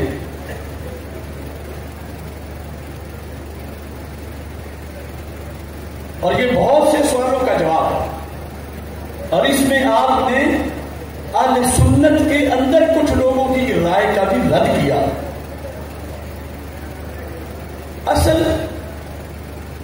ائمہ کے اس بات کی جو حدیث ہے وہ بخاری شریف میں ہے، اور بخاری شریف کے علاوہ پیر میر علی شاہ صاحب رحمۃ اللہ علیہ نے فتاوی مہریہ میں وہ جن کی تصفیہ ہے ان کا ہی فتاوی مہریہ ہے۔ سبحان اللہ۔ اس کے اندر آپ نے جب سوال کیا گیا کہ کیا 12 اماموں کی کوئی دلیل ہے تو آپ نے فرمایا چنانچہ در بخاری بروایت جابر بن سمرہ آمدہ رضی اللہ تعالیٰ عنہ، اور اس کے بعد آپ نے سنن ابی داؤد کی حدیث پیش کی، پھر اس کے بعد مختلف احادیث جو ہے وہ ذکر کی، تو بخاری میں یہ حدیث جو میں آپ کے سامنے پڑھنے والا ہوں، اس کے اندر حدیث نمبر 7222 ان جابر بن سمرہ قال سمعت النبی صلی اللہ علیہ وسلم یکون 12 امیرا، کہ مستقبل میں 12 امیر ہوں گے، 12 امیر، اور ساتھ اگلی روایت میں کلہم من قریش، اور وہ قریش سے ہوں گے۔ دوسری حدیث شریف جو ہے اس میں ہے وَلَا يَزَالُ هَذَا الدِّينُ قَائِمًا حَتَّى يَكُونَ عَلَيْكُمْ 12 خلیفہ، 12 خلفاء ہوں گے۔ پہلے لفظ امیر اور اس حدیث میں لفظ خلفاء، اور ساتھ لا يزال امر الناس ماضیا ما ولیہم 12 رجلا، وہاں 12 مرد، یہ 3 جدا جدا الفاظ ہیں۔ اب روافض جس وقت 12 امام کا حوالہ دیتے ہیں تو ہماری یہی حدیثیں پیش کرتے ہیں کہ یہ سنیوں کے کتابوں میں موجود ہے 12 کا تذکرہ اور 12 امام، اور یہ میں نے وہ جو شان مولا علی رضی اللہ تعالیٰ عنہ سیمینار تھا ہمارا کڑیاں والا میں، سبحان اللہ، جس کی وجہ سے آج بھی باطل کے ایوانوں پہ زلزلہ ہے، وہاں بھی میں نے کہا تھا کہ دیوبندیوں وہابیوں کے لحاظ سے اپنے لوگوں کو متنبع کرنا آسان ہے، لیکن ان کے لحاظ سے ہماری حدود اتنی مشترکہ ہیں جدا جدا، حق باطل کا فرق ہے مگر الفاظ مشترکہ ہیں۔ لفظ امام ہم بھی بولتے ہیں، لفظ امام وہ بھی بولتے ہیں، ہم لفظ امام بول کے غوث قطب لیتے ہیں، وہ لفظ امام بول کے نبی مراد لیتے ہیں کہ 12 نبی۔ ابھی میں ان کا اس بارے میں جو نظریہ ان کی کتابوں سے بیان کروں گا، تو اس واسطے سنی یہ تو کہہ نہیں سکتا کہ ان کو 12 امام نہ کہو، لیکن سنی کہے گا یہ 12 امام ہیں، سبحان اللہ، بے شک، اور جو ماننے کا حق ہے ہم ہی مانتے ہیں، بے شک، اور ان کی بڑی عظمت ہے۔ اگرچہ یہ علیحدہ معاملہ ہے کہ انہوں نے 12 فکس کس دلیل سے کیے ہیں، ہمارے نزدیک تو اس نسل پاک میں جو آئے وہ سارے ہی امام ہیں۔ یا رسول اللہ، یا رسول اللہ، یا رسول اللہ، یا رسول اللہ، یا رسول اللہ۔ اب دیکھو، میں ایک تمہید آپ کے سامنے پہلے رکھ لوں تاکہ بات کی سمجھ آ جائے۔ ایک ہے امامت بمانا ولایت، امامت بمانا، ایک ہے امامت بمانا خلافت، اور ایک ہے امامت بمانا نبوت۔ یہ تینوں جدا جدا چیزیں ہیں۔ امامت بمانا ولایت، امامت بمانا خلافت اور امامت بمانا نبوت. روافض جو ہے ان کے نزدیک امامت یا تو نبوت کے برابر کا رینک ہے یا اوپر کا ہے. یہ بھی میں ان کے حوالہ جات پیش کروں گا کہ امامت ان کے نزدیک کتنا اونچا منصب ہے، اور اس میں انی جاعلک للناس اماما، اس طرح کی آیات پڑھ کے وہ کہتے ہیں یہاں بھی تو نبی کو بھی تو امام کہا گیا ہے، تو پھر امام نبی ہوتا، اور ہم انہیں نبی مانتے ہیں معاذ اللہ. یہ ان کا قول ہے. ہمارے نزدیک وہ جو حدیث ہے 12 امراء والی یا 12 خلفاء والی یا کہیں اماموں کے لفظ بھی ہوں، تو وہ امامت بمانا خلافت ہے، اور اس میں 12 متصل ماننا ضروری نہیں کہ ایک کے بعد دوسرا، دوسرے کے بعد تیسرا، تیسرے کے بعد چوتھا، بلکہ ان 12 کا قیامت تک پورا ہونا ضروری ہے. قیامت تک، یعنی قیامت تب آئے گی جب وہ 12 خلفاء جو زمین کو عدل سے بھریں گے وہ مکمل ہوں گے، تو پھر قیامت آئے گی. اس بنیاد پر اعلی حضرت فاضل بریلوی رحمۃ اللہ علیہ نے یہ الفاظ لکھے کہ اطیعوا الرسول کے مرتبہ تک، اطیعوا اللہ و اطیعوا الرسول و اولی الامر منکم، کہا اولی الامر تک تو ہم امامت کا مطلب مان سکتے ہیں، لیکن اس کو درجہ اطیعوا الرسول نہیں دے سکتے. اور یہاں تاکہ اس حق پر ماننا جیسے روافض مانتے ہیں صحیح قرارت و بے دینی ہے. امام جعفر صادق رضی اللہ تعالی عنہ تک، یعنی امام حسن، امام حسین، امام زین العابدین، امام محمد باقر اور امام جعفر صادق رضی اللہ تعالی عنہ، فرمایا امام جعفر صادق رضی اللہ تعالی عنہ تک تو بلا شبہ یہ حضرات مجتہدین ہیں، وائمہ مجتہدین تھے، اور باقی حضرات بھی غالباً مجتہد ہوں گے، واللہ اعلم. جو آگے متصل نسل کے لحاظ سے آئے ہیں یہ نظر بظاہر ہے، ورنہ باطنی طور پر کوئی شک کا مقام نہیں کہ یہ سب حضرات جن کو وہ متصل جن کے مانتے ہیں، ہم بھی انہیں اس جہت میں ولایت کے لحاظ سے سب کو مانتے ہیں کہ یہ سب حضرات عین الشریعت الکبریٰ تک واصل تھے.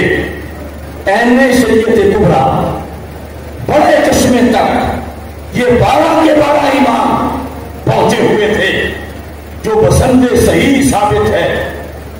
اور ساتھ یہ کہتے ہیں کہ ویسے جس وقت ہم ان ائمہ کا تذکرہ کریں گے تو اس تذکرے کے لحاظ سے کہتے ہیں امامت اگر بمانا مقتدا فی الدین ہونے کے ہے،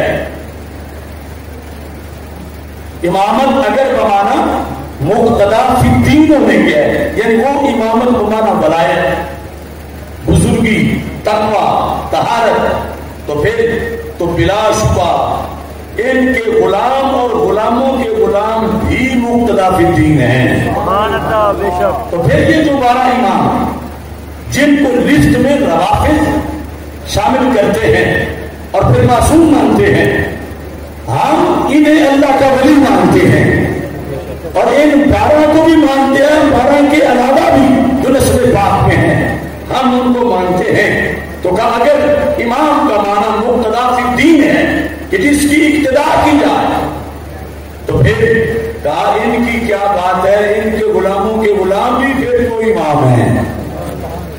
ان 12 اماموں کی امامت تو بڑی اونچی ہے. جو ان 12 اماموں کے غلام ہیں وہ بھی ہمارے امام ہیں, اور ان کے غلاموں کے جو غلام ہیں وہ بھی ہمارے امام ہیں. اگر امامت کا معنی مقتدا فی الدین ہونا ہے.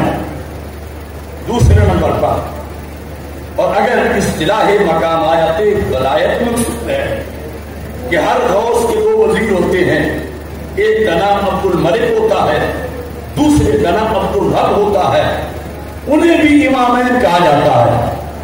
غوث کے کسی غوث کے 2 وزیروں پر تصوف میں لفظ امام بولا جاتا ہے. تو آج فرماتے ہیں تو بلا شبہ یہ حضرات خود غوث ہیں, تو ان کے تو غلام بھی غوث ہوں گے, کیونکہ تصوف کی اصطلاح میں غوث کا وزیر امام ہوتا ہے. تو فرمایا یہ تو خود غوث ہیں, یہ کتنے بڑے امام ہوں گے. تو ان دونوں معنی میں امامت کا معنی مقتدا فی الدین دو, امامت کا معنی ولایت اور غوث کے لحاظ سے جو غوث کے وزیر ہوتے ہیں وہ ہو.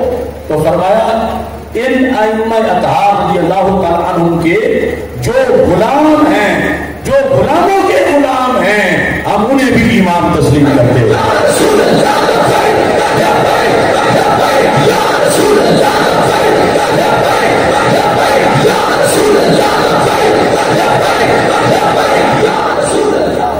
تیسرے نمبر پر اگر امامت سے مراد خلافت ہے تو پھر اعلی حضرت ارشاد فرماتے ہیں اگر امامت بمانا خلافت عامہ مراد ہے تو وہ ان میں سے جن کو وہ 12 گنتے ہیں تو وہ ان میں سے صرف امیر المومنین مولا علی رضی اللہ تعالیٰ عنہ وہ سیدنا امام حسن مجتبیٰ کو ملی اور سیدنا امام مہدی رضی اللہ تعالیٰ عنہ کو ملے گی. یہ کب ہے؟ جب امامت بمانا خلافت,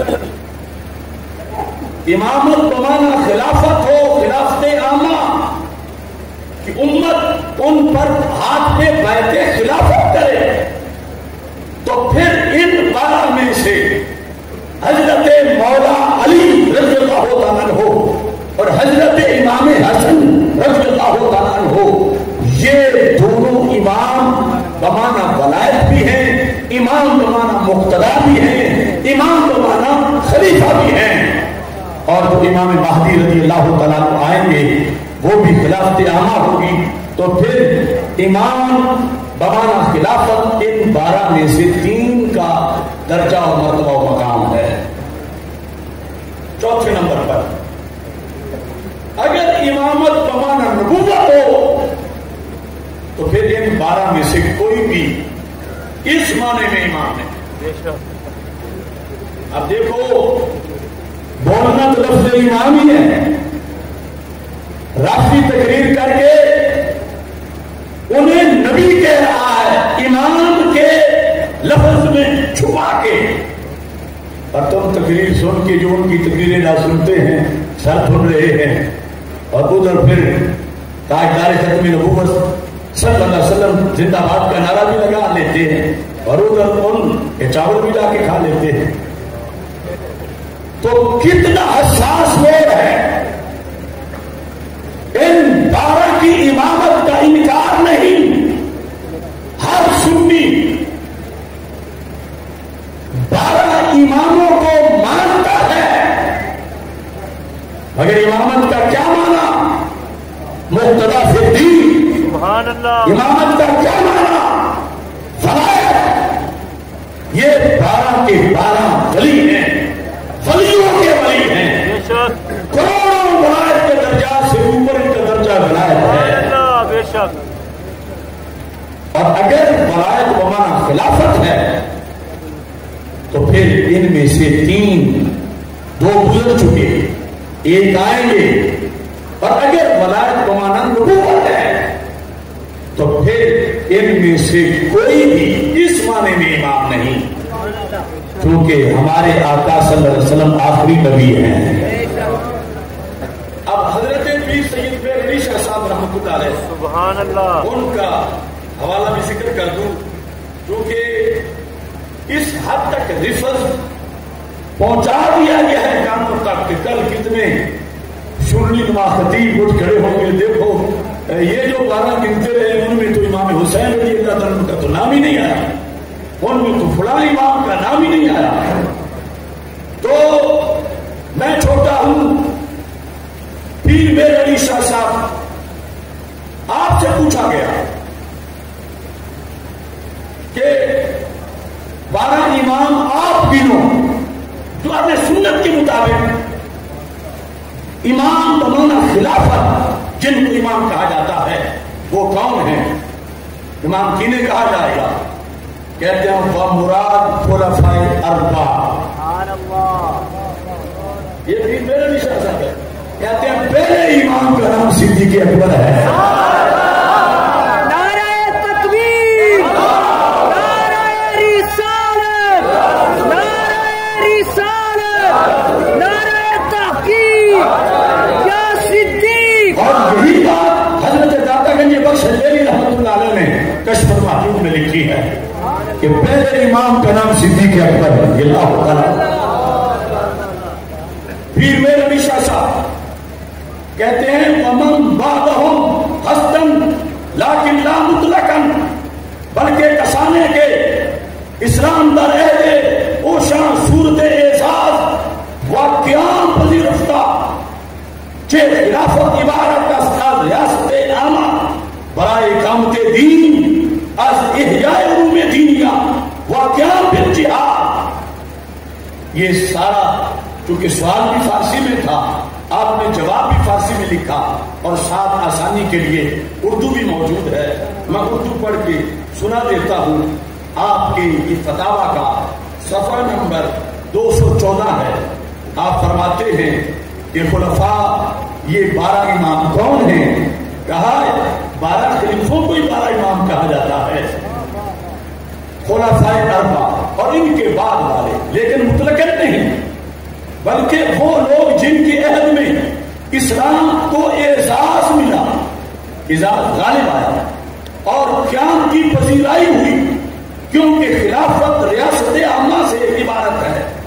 واسطے اقامت دین کے علوم دینیا کے حجاب جہاد کی کوشش کرنا, قضا اور مظالم کو رفع کرنا, نبی کریم صلی اللہ علیہ وسلم کی نیابت کے طریقے سے یہ سارے کام کرنا. کہتے ہیں امت مرحومہ سے اس نیابت کے وہ لوگ مستحق ہیں جن کا جوہر نفس انبیاء علیہ السلام کے جوہر سے قریب مخلوق ہوا. بس جامع ہوں گے 12 کس چیز کے؟ صورت خلافت کے, اور دوسری طرف معنی خلافت کے. صورت خلافت یعنی وہ امیر المومنین رہیں گے, اور ساتھ یہ ہے کہ تقوی کے لحاظ سے ان کے نفوس نبیوں سے بڑی مناسبت رکھتے ہوں گے.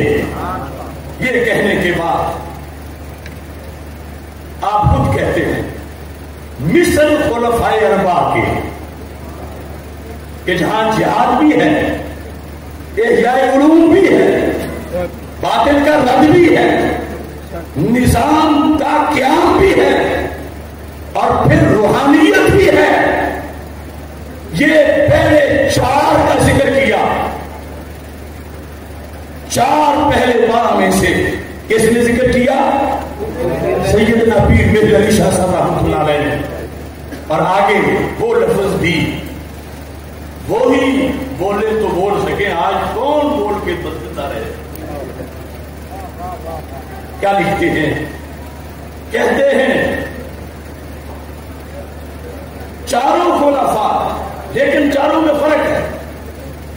کس طرح؟ کہتے ہیں فرق اس قدر ہے کہ خلفائے ثلاثہ کے عہد میں حضرت صدیق اکبر, حضرت فاروق اعظم, حضرت عثمان غنی رضی اللہ تعالی عنہم کا ان تینوں کے عہد میں تصرف اور اجتماع مسلمانہ بطریقے کمال صورت پذیر تھا. یہ امت میں انتشار نہیں تھا، بر صورت کمال، بر طریقے کمال صورت پذیر تھا. اور عہد مرتضوی میں حضرت مولا علی رضی اللہ تعالی عنہ کے عہد خلافت میں کہتے ہیں عہد مرتضوی میں مانند تو کامل تھا، یعنی قرب نفوس انبیاء تھا، اور صورت ناقص، یعنی ریاست عامہ اور اجتماع مسلمانہ خلفائے ثلاثہ کے زمانہ کی مثل نہ تھا.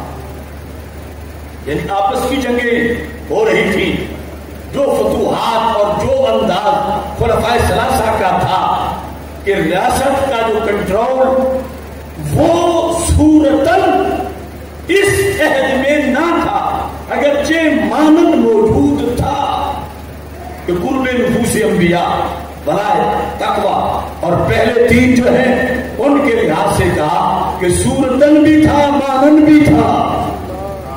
اور ساتھ ہی اگلی بات بھی بذریعہ سیدنا میر علی شاہ صاحب رحمۃ اللہ علیہ بطور ڈوز دی جا سکتی ہے. وہ کیا ہے؟ کہتے ہیں ایک پانچویں خلیفہ بھی ہیں. پانچویں خلیفہ یہ ان کی ترتیب ہے. پھر میر علی شاہ صاحب پانچویں کون؟ کہنے لگے اس کے بعد جو خلافت تھی مولا علی رضی اللہ تعالیٰ عنہ کی خلافت کے بعد، حالانکہ سیدنا امام حسن رضی اللہ تعالیٰ عنہ کی جو 6 ماہ کی خلافت ہے، آج حضرت نے اسے بھی شمار کیا، 5ویں نمبر پہ انہیں شمار کیا، اور انہوں نے 5ویں نمبر پہ حضرت امیر معاویہ رضی اللہ عنہ شمار کیا. پھر میر علی شاہ صاحب رحمۃ اللہ علیہ نے آپ نے لکھا کہ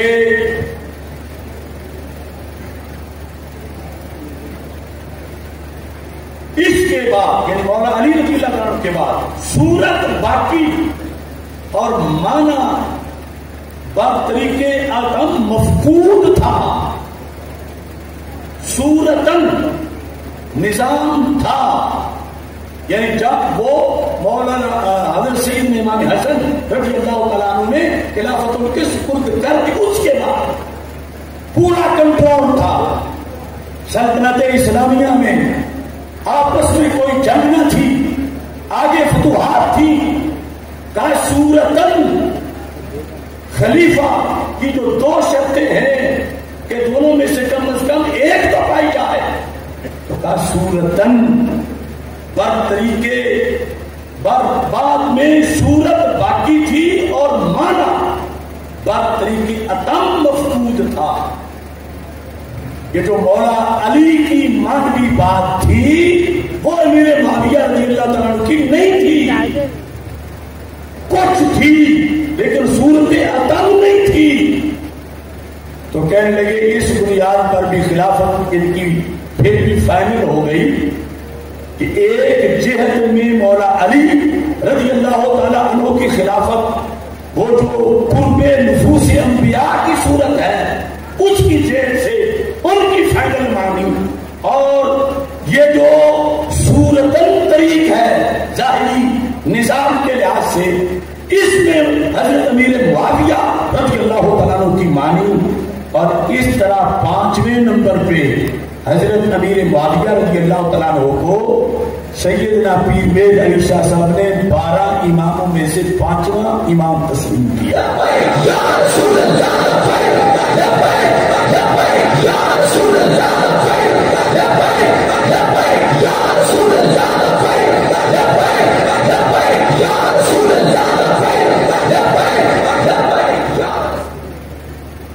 اس کی باقی جو وضاحت پڑھنا چاہے فتاوی بیریہ کے اندر یہ نہایت اہم موضوع ہے، اور ادھر فتاوی رضویہ شریف کے 2 مقامات. اب اس میں بھی دوسرے کی میں تھوڑی سی وضاحت آپ کے سامنے رکھنا چاہتا ہوں کہ اعلیٰ حضرت نے کیسے گنے. چونکہ کچھ لوگ یزید پلید کو بھی درمیان میں لا رہے تھے کہ حضرت امیر معاویہ اگر ہیں تو پھر رشد کی بات تو یزید ہے. تو اعلی حضرت رحمہ اللہ تعالی نے فرمایا کہ 12 کا متصل ہونا شرط نہیں کہ یہ کے بعد دیگر 12 پورے کرنے ہیں، اور قیامت تک 12 پورے ہوں گے. اور پھر ان میں سے تعین کر کے اعلی حضرت نے 12 کے لحاظ سے 10 کا تعین بتا دیا، 2 کا تعین قیامت تک ہوگا، اور پھر قرب قیامت میں سیدنا امام مہدی رضی اللہ تعالی عنہ رونق افروز ہوں گے. اب دیکھیے آپ یہ ارشاد فرماتے ہیں ان 12 میں سے 8 گزر گئے. سنیو، سن کے سن میں یاد کر لو. 12 میں سے 8 وہ جو نامزد کیے حافظ نے، انہیں ہم مانتے ہیں بطور ولی، بطور غوث کتب، بطور مقتدی فی الدین، لیکن معنی نبی میں نہیں مانتے. اور معنی خلافت میں ان میں سے بعض کو کہ جو بحیثیت امیر المومنین دنیا میں خلیفہ رہے، انہیں اس بنیاد پر فتاوی رضویہ شریف اس کی یہ 29ویں جلد کے 219 صفحے پر لکھا ہے. آپ فرماتے ہیں ان 12 اماموں میں یا 12 امراء سے یا 12 خلفاء سے 8 گزر گئے. نمبر 1 صدیق اکبر، نمبر 2 فاروق اعظم، نمبر 3 عثمان غنی، نمبر 4 علی المرتضیٰ، نمبر 5 حسن مجتبیٰ، نمبر 6 امیر معاویہ، نمبر 7 عبداللہ بن زبیر، نمبر 8 عمر بن عبدالعزیز رضی اللہ تعالیٰ عنہ.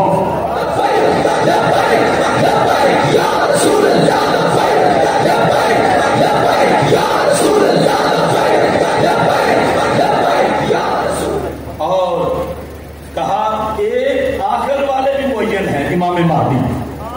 تو پھر کتنے ہو گئے؟ 9 ہیں، اور 3 پیچھے، یعنی یہ جو قیامت تک زمانہ گزرے گا حضرت عمر بن عبدالعزیز کے بعد سے لے کر قیامت تک 3 کا زمانہ گزرے گا، اور پھر سیدنا امام مہدی علیہ السلام رونق افروز ہوں گے. تو یہ فرق ذہن میں ہر کسی کے رہنا چاہیے. امام ہم انہیں مانتے ہیں اور دل سے مانتے ہیں، اور صرف جن کو وہ 12 کہتے ہیں انہیں ہی نہیں، ان کے بھائیوں کو بھی ہم مانتے ہیں، مگر مانتے ان کو امام بمانا مقتدی فی الدین، امام بمانا ولی غوث کتب. اور ان میں سے کسی کو بھی امام بمانا نبی نہیں مانتے، اور امام بمانا خلافت کے لحاظ سے بعض ان میں سے خلیفہ بنے. اور یہ ترتیب ہے، اور اس میں یزید پلید کو شامل نہیں کیا جائے گا. اور کوئی کہے کہ پھر تو متصل رہیں گے نہیں، تو حدیث میں کہاں لکھا کہ 12 متصل ہوں گے؟ حدیث میں تو ہے قیامت تک 12 ہوں گے. عقل بھی کہتی ہے کہ 12 کا زمانہ قیامت تک تو لمبا ہو ہی نہیں سکتا کہ قیامت ملے ہوئے زمانے ہو، جتنی عمر کس کس کی ہو کہ قیامت تک 12 متصل ہو. نہیں، درمیان میں فصل ہے، اور اس کی بنیاد پر وہ جن کے اندر یہ شرائط موجود ہوں گی انہیں مانا جائے گا. لیکن جس جیت میں آج ہم جلسہ کر رہے ہیں توحید ان 12 کے غلاموں کے غلاموں کے غلاموں کے غلاموں کی بھی حرام ہے. ادب لازم ہے، احترام لازم ہے، لیکن ادھر شریعت کا تحفظ بھی لازم ہے. ہمارے کچھ بادشاہ ہیں ایسے بادشاہ، ہمارے استاد قادیانی صاحب رحمۃ اللہ علیہ فرماتے تھے جب کسی کو بے وقوف کہنا ہو تو بادشاہ کہہ دیا کرو، خوش بھی رہے گا بات بھی ہو جائے گا. تو یہ ہماری اصطلاح ہے. یعنی ان کو اگر یہ تقریر سناؤ تو وہ کہیں گے کیا ہوتا ہے اگر جیسے وہ امام مانتے ہم بھی مان لیں، شان ہی مان لیں، لیکن یہ پتہ نہیں قدرت سے ختم نبوت کا انکار ہو جائے گا. وہ امام کب راضی ہے کہ انہیں کوئی نبی مانے، ان کا منصب کوئی حلال و حرام اپنی طرف سے بیان کرنے والا مانے، ان پر کوئی وحی کا نزول مانے، ان کو رسولوں کے برابر مانے، یا ان کو رسولوں سے کوئی افضل مانے، یا ان کو کوئی اللہ مانے ماشاء اللہ، جبکہ وہ ٹولہ یہ ساری باتیں مانتے ہیں اپنے ائمہ کے لحاظ سے. اب اختصار کے ساتھ میں اس چیز کو تھوڑا سا بیان کر دوں، اور یہ یاد رکھو اس موضوع پر ایک کانفرنس ہم انشاءاللہ 23 جولائی کو بھکی شریف میں کریں گے. مولانا محمد عابد جلالی صاحب رحمۃ اللہ علیہ کا عرس اور ائمہ اہل بیت کانفرنس رضی اللہ تعالیٰ عنہ 23 کو دن کے ٹائم 12 بجے سے لے کر 4 بجے تک بھکی شریف جامع مسجد جلالی رضوی کے اندر اس کا انعقاد کیا جائے گا. اور اس کے بعد ایک بڑی ائمہ اہل بیت رضی اللہ تعالیٰ عنہ کانفرنس گوجرا والا میں انشاءاللہ ہم منعقد کریں گے. اور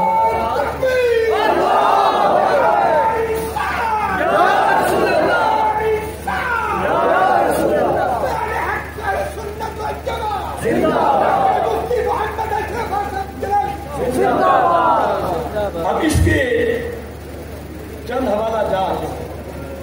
امامت کیا ہے؟ یہ کتاب کا نام الحق المبین فی معرفت المعصومین، علی قرآنی روافض کے معصومیت کے عقیدے پر یہ ایک اتھارٹی ہے. اس کے اندر صفحہ نمبر 422 اور 23 پر انہوں نے اپنا عقیدہ لکھا. وہ عقیدہ کیا ہے؟ لکھتا ان الامامۃ ہی منزلۃ الانبیاء. ہم انہیں کوئی الزام نہیں دے رہے کہ تم نے اپنے گھر میں بیٹھ کر ہاتھ میں ان کے کھاتے ڈال دیا. تو یہ اس کتاب کا صفحہ نمبر 423 ہے. ان الامامۃ ہی منزلۃ الانبیاء وارث الاوصیاء والامام یحل حلال اللہ ویحرم حرام اللہ. یعنی جو نبی اور اللہ کا مقام ہے، اور ساتھ ہی اس جہد کو بیان کیا کہ نبوت اور خلت یہ نیچے کے درجے ہیں اور امامت اوپر کا درجہ ہے. ماشاء اللہ، یہ صفحہ نمبر 422 پر کہتا ان الامامۃ خص اللہ عز وجل بہا ابراہیم الخلیل علیہ السلام بعد النبوت والخلت مرتبہ ثالثہ، کہ حضرت ابراہیم علیہ السلام پہلے نبی بنے، ترقی کر کے خلیل بنے، اور پھر ترقی کر کے امام بنے. تو ان کے نزدیک تو امامت نبوت سے بھی آگے کا مقام ہے، صرف نبوت تک نہیں.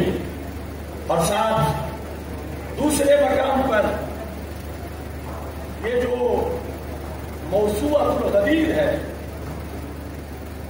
موسوعۃ الغدیر عبد الحسین نجفی، جلد نمبر 1 صفحہ نمبر 113، یہاں لکھا ہے ایک جھوٹی حدیث کر کے، کیونکہ یہ فیکٹری کی بہت پروڈکشن لگتی ہے، صفحہ نمبر 112 پر لکھا ہے روایت ابن عباس عن رسول اللہ صلی اللہ علیہ وسلم، کیا حدیث ہے؟ انا وعلی والحسن والحسین والتسع من ذریۃ الحسین معصومون مطہرون، کہ امام حسین رضی اللہ تعالی عنہ کی اولاد میں سے 9 معصوم ہیں، مطہر ہیں۔ ہم مطہر کو بھی مانتے ہیں، انما یرید اللہ لیذھب عنکم الرجس اہل البیت ویطہرکم تطہیرا۔ مطہر مانے بغیر ایمان نہیں، مگر معصوم مانے تو پھر ختم نبوت پہ ایمان نہیں، اور وہ ان کو معصوم مانتے ہیں۔ اور اسی میں 113 صفحے پر ہے وَبِعِبَارَةٍ أُخْرَى أَنَّ الْإِمَامَ يَجِبُ أَن يَكُونَ مَعْصُومًا عَنِ الْخَطَأِ فِي كُلِّ مَرَاحِلِ حَيَاتِهِ، کہ جو امام ہوتا ہے وہ اپنی زندگی کے ہر مرحلے میں خطا سے معصوم ہوتا ہے۔ ان کے نزدیک، امام اہل سنت کے نزدیک بعض وجوہ میں خطائے اجتہادی انبیاء علیہ السلام سے اس کا صدور مانا گیا، لیکن ان کے نزدیک امام سے نہیں ہو سکتی، بلکہ امام ان کے نزدیک سال سے بھی پاک ہے۔ اس واسطے انہوں نے اپنی کتابوں میں بخاری مسلم دونوں کو گستاخ لکھا۔ کس بیس پہ؟ ایک یہ دلیل دی اور ان کو خطائی لکھا۔ کیوں کہ انہوں نے کیوں وہ حدیث لکھی ہے کہ رسول پاک صلی اللہ علیہ وسلم جماعت کرا رہے تھے تو رکعتوں میں بھول گئے، اگرچہ اس بھول کی عصمت ہے اور وہ بھول ہماری بھول جیسی نہیں، ہم بھولتے ہیں کسی دوست کے خیال میں، تصور مال میں، اور وہ بھولے رب کے جمال میں، لیکن صاحب کا ذکر ہے، مگر وہ کہتے ہیں بخاری گستاخ ہے، مسلم گستاخ ہے، اس واسطے کہ انہوں نے یہ حدیث لکھی ہے، تو یہ ان کو اپنی کتابوں میں امام خطائی کا لقب دیتے ہیں کہ انہوں نے یہ حدیثیں کیوں لکھی۔ تو یہ ایک سلسلہ ہے کہ جس بیس پہ انہوں نے اماموں کو جو شان دینی تھی، کوشش کرتے ہیں کہ نبیوں کی پہلے ثابت کریں تو پھر ہم آسانی سے اماموں کی ثابت کر لیں گے۔ تو ان کے نزدیک نبی صاحب نہیں کر سکتے اور امام بھی نہیں کر سکتے۔ اس بنیاد پر اماموں کے لحاظ سے اس عقیدے کو بار بار انہوں نے دہرایا ہے۔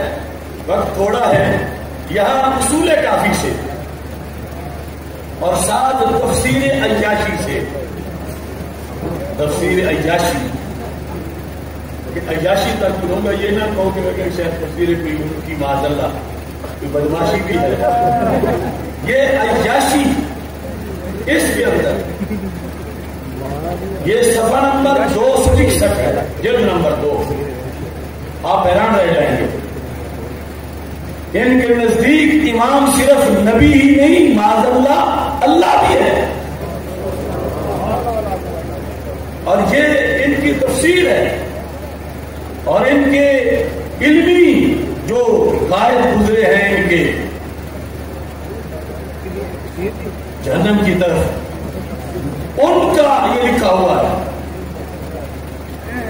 اور اس کے نام میں چونکہ عیاش آتا ہے اس واسطے اس کو عیاشی تفسیر زیادہ مشہور ہے۔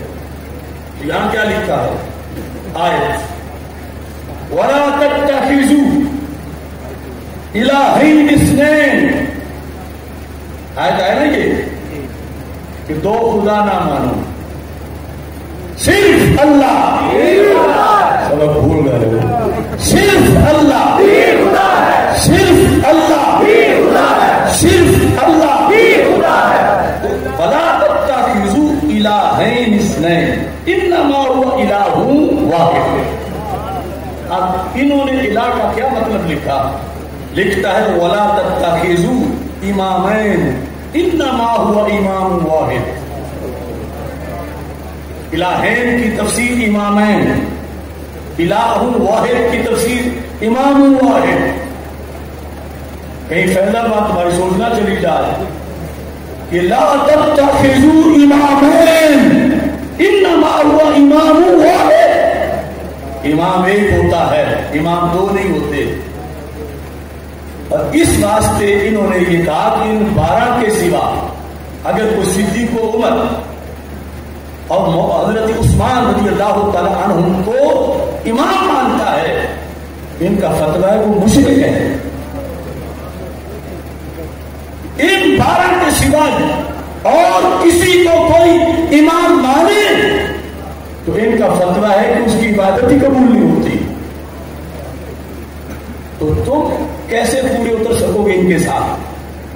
تم سے مراد تم نہیں، وہ تھرڈ پرسن جو دادا صاحب کا بورڈ لگا کے ہمیشہ سواریاں لے جاتے ہیں، صرف اس لیے کہ وہ جب محبت کرتے ہیں تو ہم نے بھی کرنی ہے، ہم کہیں پیچھے نہ رہ جائیں۔ تو ان کی محبت کا انجام تو جہنم ہے، ان کی محبت کا انجام تو شرک ہے، ان کی محبت کا انجام تو کفر ہے، ان کی محبت کا انجام تو ختم نبوت کا انکار ہے۔ اب دیکھو یہ اصول کافی، میں کچھ چھوٹے موٹے ان کے رسالے کی بات نہیں کر رہا، اصول کافی اس کے اندر کیا لکھا ہے؟ 421 صفحہ، من اشرک ما امام امامتہ من عند اللہ، جس نے اللہ کے بنائے ہوئے امام کے ساتھ، یہ جو 12 ہیں یہ ان کے بقول اللہ نے بنائے کہ یہ امام ان کی امامت پر واقع ہے اللہ کی طرف سے، وہ کہتے ہیں جو ان کے ساتھ کسی اور کو شریک کرے امامت میں، کون؟ من لیست امامت من اللہ، جس کی امامت اللہ کی طرف سے نہیں، یعنی اشارہ کرے حضرت صدیق اکبر رضی اللہ تعالیٰ عنہ کہ جنہیں لوگوں نے امام اپنا منتخب کر لیا بیعت کر کے، یا حضرت فاروق اعظم یا دیگر ائمہ، تو کہتے ہیں جس نے، یعنی پہلے سے مراد مولا علی کہ وہ امام جسے اللہ نے امام بنایا، جو اس امام کے ساتھ ان اماموں کو شریک کرے جنہیں اللہ نے نہیں بنایا، تو پھر کیا ہے؟ کہتے ہیں کانا مشرکم باللہ، اس نے اللہ کے ساتھ شریک ٹھہرایا۔ دیکھو ان کی سوچ، شریک امام کے ساتھ ٹھہرایا، لیکن کہتے وہ مشرک باللہ بن گیا، کیونکہ امام کا درجہ اللہ کا ہے، تو اس نے اللہ کے ساتھ کوئی اور اللہ مان لیا۔ یہ ہے ان کا امام ماننا، امام پر حق، امام عظیم، امام ائمہ اہل بیت کے کروڑوں درجات، وہ غوثوں قطبوں ولیوں سے بڑے ولی، مگر وہ ہرگز نبی نہیں، نبیوں سے اوپر نہیں، وہ معصوم نہیں، وہ اللہ نہیں، اور انہیں یہ کہنا یہ توہین نہیں بلکہ دین ہے۔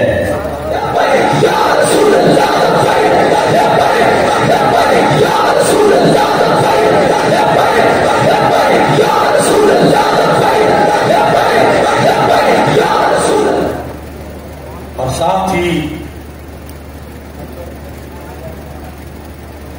اور جو وحی کے لحاظ سے، یعنی ان کے نزدیک مختصر کر دیتا ہوں کہ امام کے لیے شرط ہے جس پر وحی نازل ہوتی ہو، اور جس پہ وحی نازل مانے وہ نبی ماننا پڑتا ہے۔ ان کے نزدیک کبھی زمین ایسے امام سے خالی نہیں ہوتی جس پر تازہ وحی نہ آتی ہو۔ رسول اکرم نور مجسم شفیع معظم صلی اللہ علیہ وسلم کے بعد، ظاہری حیات کے بعد قیامت تک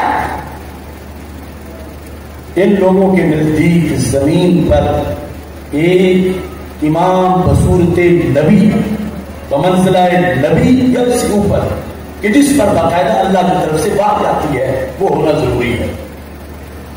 لہذا یہ جو مشترکہ الفاظ ہیں ان کی تہ تک پہنچو.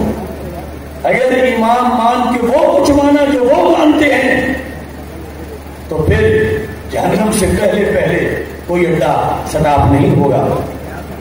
اللہ سب کو اپنا ایمان بچانے کی توفیق دے. اور دوسری طرف وہ ناسبیت کے پٹھوں سے نکلنے والے کیڑے جو کہ ان ائمہ کو، ان کی عظمت کو، ان کی ولایت کو، ان کی رفعت کو، ان کی شان کو، ان کے درجات کو معاذ اللہ نہیں مانتے اور میلے بدبودار لفظ گندے ان کے بارے میں بولتے ہیں، ان کے جہنمی ہونے میں بھی کوئی شک نہیں ہے. اور یہ ہے صراط مستقیم. ایک طرف وہ بغض والے کے گالیاں نکالے، دوسری طرف وہ اندھی محبت والے کے انہیں نبی یا اللہ والے، اور تیسرا درمیان کا راستہ کہ وہ مانے جو قرآن نے منوایا ہے. مطہر، معصم، معطر، منور، مقدس، معزز، یہ شان کرامتیں ابھی وہ سارے حوالہ جات پڑے ہیں کہ جہاں جہاں ان کے مزارات ہیں، قبریں ہیں، زمانہ حل مشکل کشائی کے لیے، حاجت روائی کے لیے قبر و موسیٰ کاظم تریاکم مجرب لإجابت الدعاء.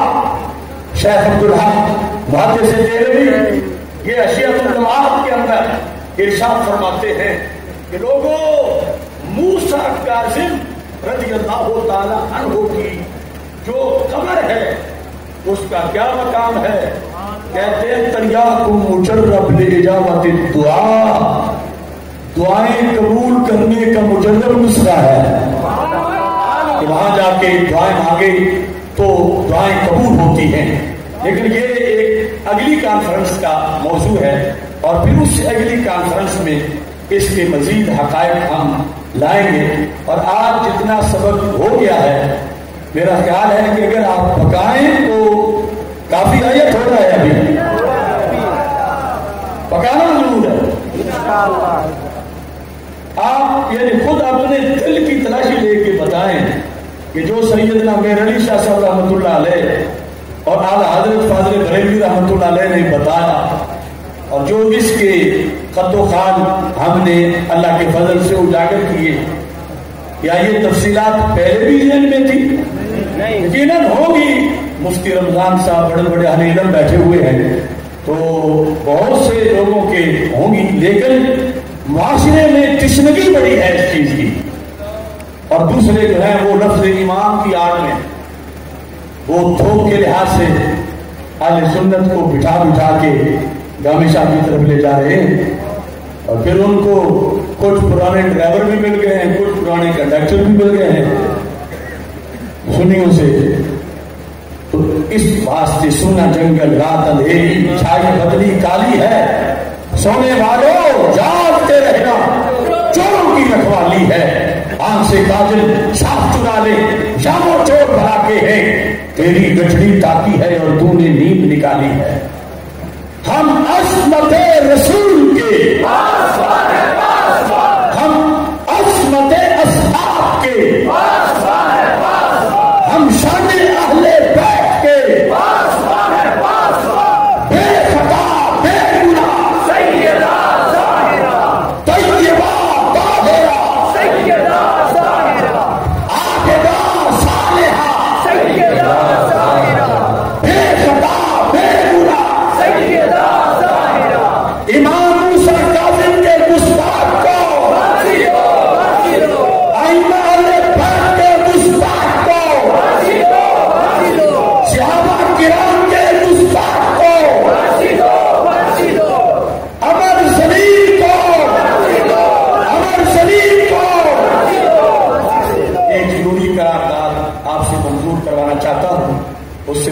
यहाँ मिस्र में हजरत अल्लामा प्रोफेसर मोहम्मद ज़िया मुस्तफ़ा मुनव्वर साहब, ये बड़े इल्मी खानवादे से तल्लुक़ रखते हैं। मौलाना अजीज़ुद्दीन कौर जो भिंडी के एक मारूफ खतीब हैं, वो आपके भाई हैं और इनकी अक़ायद इस्लामिया के लिए बहुत खिदमात हैं और इसी वजह से मरकज़ी जमात सुन्नत का इन्होंने प्लेटफार्म मुंतखब किया और अब मौजूदा जो हालात बने हैं उसको छोड़ा। हम तहरीक सिरात मुस्तकीम आज़ाद कश्मीर के नाज़िम आला के तौर पर इन्हें मुंतखब करते हैं। सारे दुआ करो कि अल्लाह इनको कश्मीर की वादियों में हर तरफ इसके रसूल सल्लल्लाहु अलैहि वसल्लम के फरेरे लहराने की तौफीक अता फरमाए। मैं इनको अपनी तरफ से हदिया तबरीक भी पेश करता हूँ और हमारे जो पहले कायदीन हैं तहरीक सिरात मुस्तकीम के आज़ाद कश्मीर में, उनसे भी कहूँगा कि इनके साथ मिलकर कुरान सुन्नत का पैगाम गलबा इस्लाम के लिए वहाँ मुनज़्ज़म तरीके से पहुँचाया जाए। और करारदाद जो है वो मैं ये पेश करना चाहता हूँ कि हमारी पार्लियामेंट के अंदर एक बिल पास हुआ है डोमेस्टिक वायलेंस, घरेलू तशद्दुद के नाम का। ये जब भी कोई ऐसा बयान देते हैं जिसको लोग समझते हैं शायद ये तो बड़ा इस्लामी बयान दिया है, तो वो उस वक्त कोई घपला कर चुके होते हैं और फिर लोगों को जरा मुतमईन करने के लिए रियासत मदीना का नाम ले लेते हैं। यूरोप में जिस तरह बाप अपनी बेटी को नहीं पूछ सकता कि तू रात घर क्यों नहीं आई, या कोई लड़का जब उसे मिलने आ जाए घर तो बाप पूछ नहीं सकता कि ये क्यों आया है, या जिस तरह कोई खामन अपनी बीवी से पूछ नहीं सकता कि कल रात तू कहां थी, वैसे माहौल बनाने के लिए ये बिल पास किया गया कि जिसमें अगर ये धमकी दे कि मैं तुझे तलाक दे दूंगा तो उसको इख्तियार किया गया कि वो फोन करे और इसे गिरफ्तार करवा दे। अगर बाप बेटे को ये कहे कि अगर तुमने ऐसा किया तो मैं तुम्हें कान पकड़वाऊंगा, तो बेटे को यह हक दिया गया कि वो फोन करे, पुलिस बुलवाए और अपने बाप को थाने गिरफ्तार करवा। इस तरह के हुकूक दिए गए हैं। शरीयत तो कहती है, मेरे आका सल्लल्लाहु अलैहि वसल्लम का फरमान है, अपने घर में कोड़ा वहां लटकाओ जहां सारे घर वालों को नजर आ रहा हो। बाप नारा, और अगर खून पर अमल करते हुए वो खुद ही गिरफ्तार हो जाए तो कितना बड़ा तबाह फिक्रिया। कसर तो पहले भी कोई नहीं गई, रोजाना अखबार। अभी जो केस रिपोर्ट होते हैं वो तो बड़े थोड़े हैं, रोजाना बिला कि फुला 5 साल की बच्ची के साथ ज्यादती हुई और उसे कत्ल कर दिया गया, फुला ये हुआ वो हुआ। वो सारा बेरहमी कुरियानी और फुहाशी की वजह से सब कुछ हो रहा है। और ये मजीद उस जल्दी पे तेल डालना चाहते हैं। अगर कोई वालिदैन ख्याल रखते हैं वो भी ना रखें, अगर रखेंगे तो फिर जेल में रहेंगे, घर उनका फिर सबके लिए आजाद हो जाएगा। इस बुनियाद पर तुम्हारा ख्याल क्या है? ये बिल रहना चाहिए या खत्म होना चाहिए? तो आपने नामंजूर कहकर हुकूमत से मुतालबा करना है। घरेलू तशद्दुद का बिल, घरेलू तशद्दुद का बिल, घरेलू तशद्दुद का बिल, घरेलू तशद्दुद का बिल। तमाम खुतबा से, उलमा से दरखास्त بات ہے کہ عید کے موقع پر بھی خطبات میں، جمعہ کے خطبات میں ویسے بھی آواز بلند کریں تاکہ قیامت کے دن آواز بلند کرنے کے لحاظ سے حاضری لگی ہوئی ہو. اور ہمارا نظریاتی کونسل سے یہ مطالبہ ہے کہ ان کے سپرد یہ بل کیا گیا ہے تو وہ ذرا آنکھیں کھول کے اس بل کے سکم بیان کریں. صرف اپنی تنخواہوں کو نہ دیکھیں یا اپنی ممبرشپ کو نہ دیکھیں کہ اگر خلاف بولے تو پھر رکنیت بھی جائے گی. وہ دین کو پیش نظر رکھے. یہ بہت بڑا حملہ ہے دین اسلام پر، اور یہ میرا جسم میری مرضی کی دوسری شکل ہے. یہ عریانی فحاشی کا ایک بہت گندا طوفان ہے. ویسے نظریاتی کونسل سے بھی امید تو بہت تھوڑی ہے، لیکن وہ خیر کا جو گمان رکھنا چاہیے، ورنہ یہ اکثر جو بھرتی ہوئے ہیں سارے تو شاید نہ ہوں، سیاسی رشوت کے طور پر بھرتی کیے جاتے ہیں. اپنے گھر جتنے بڑے بڑے علامہ فہامہ ہیں وہ سب کو پتا ہے، لیکن انہوں نے قیامت کے دن جواب دینا. اور ہم ان سے مطالبہ کر رہے ہیں کہ یہ بل فراڈ ہے، ظلم ہے، دھوکہ ہے، یہ اندھیرا ہے، یہ کلمے کی بنیاد پہ بننے والے ملک کے خلاف انگریزوں کا بہت بڑا حملہ ہے. اور اس حملے سے اس سلطنت کو بچانا چاہیے. اللہ تعالی ہم سب کا حامی و ناصر ہو. وآخر دعوانا ان الحمد للہ رب العالمین.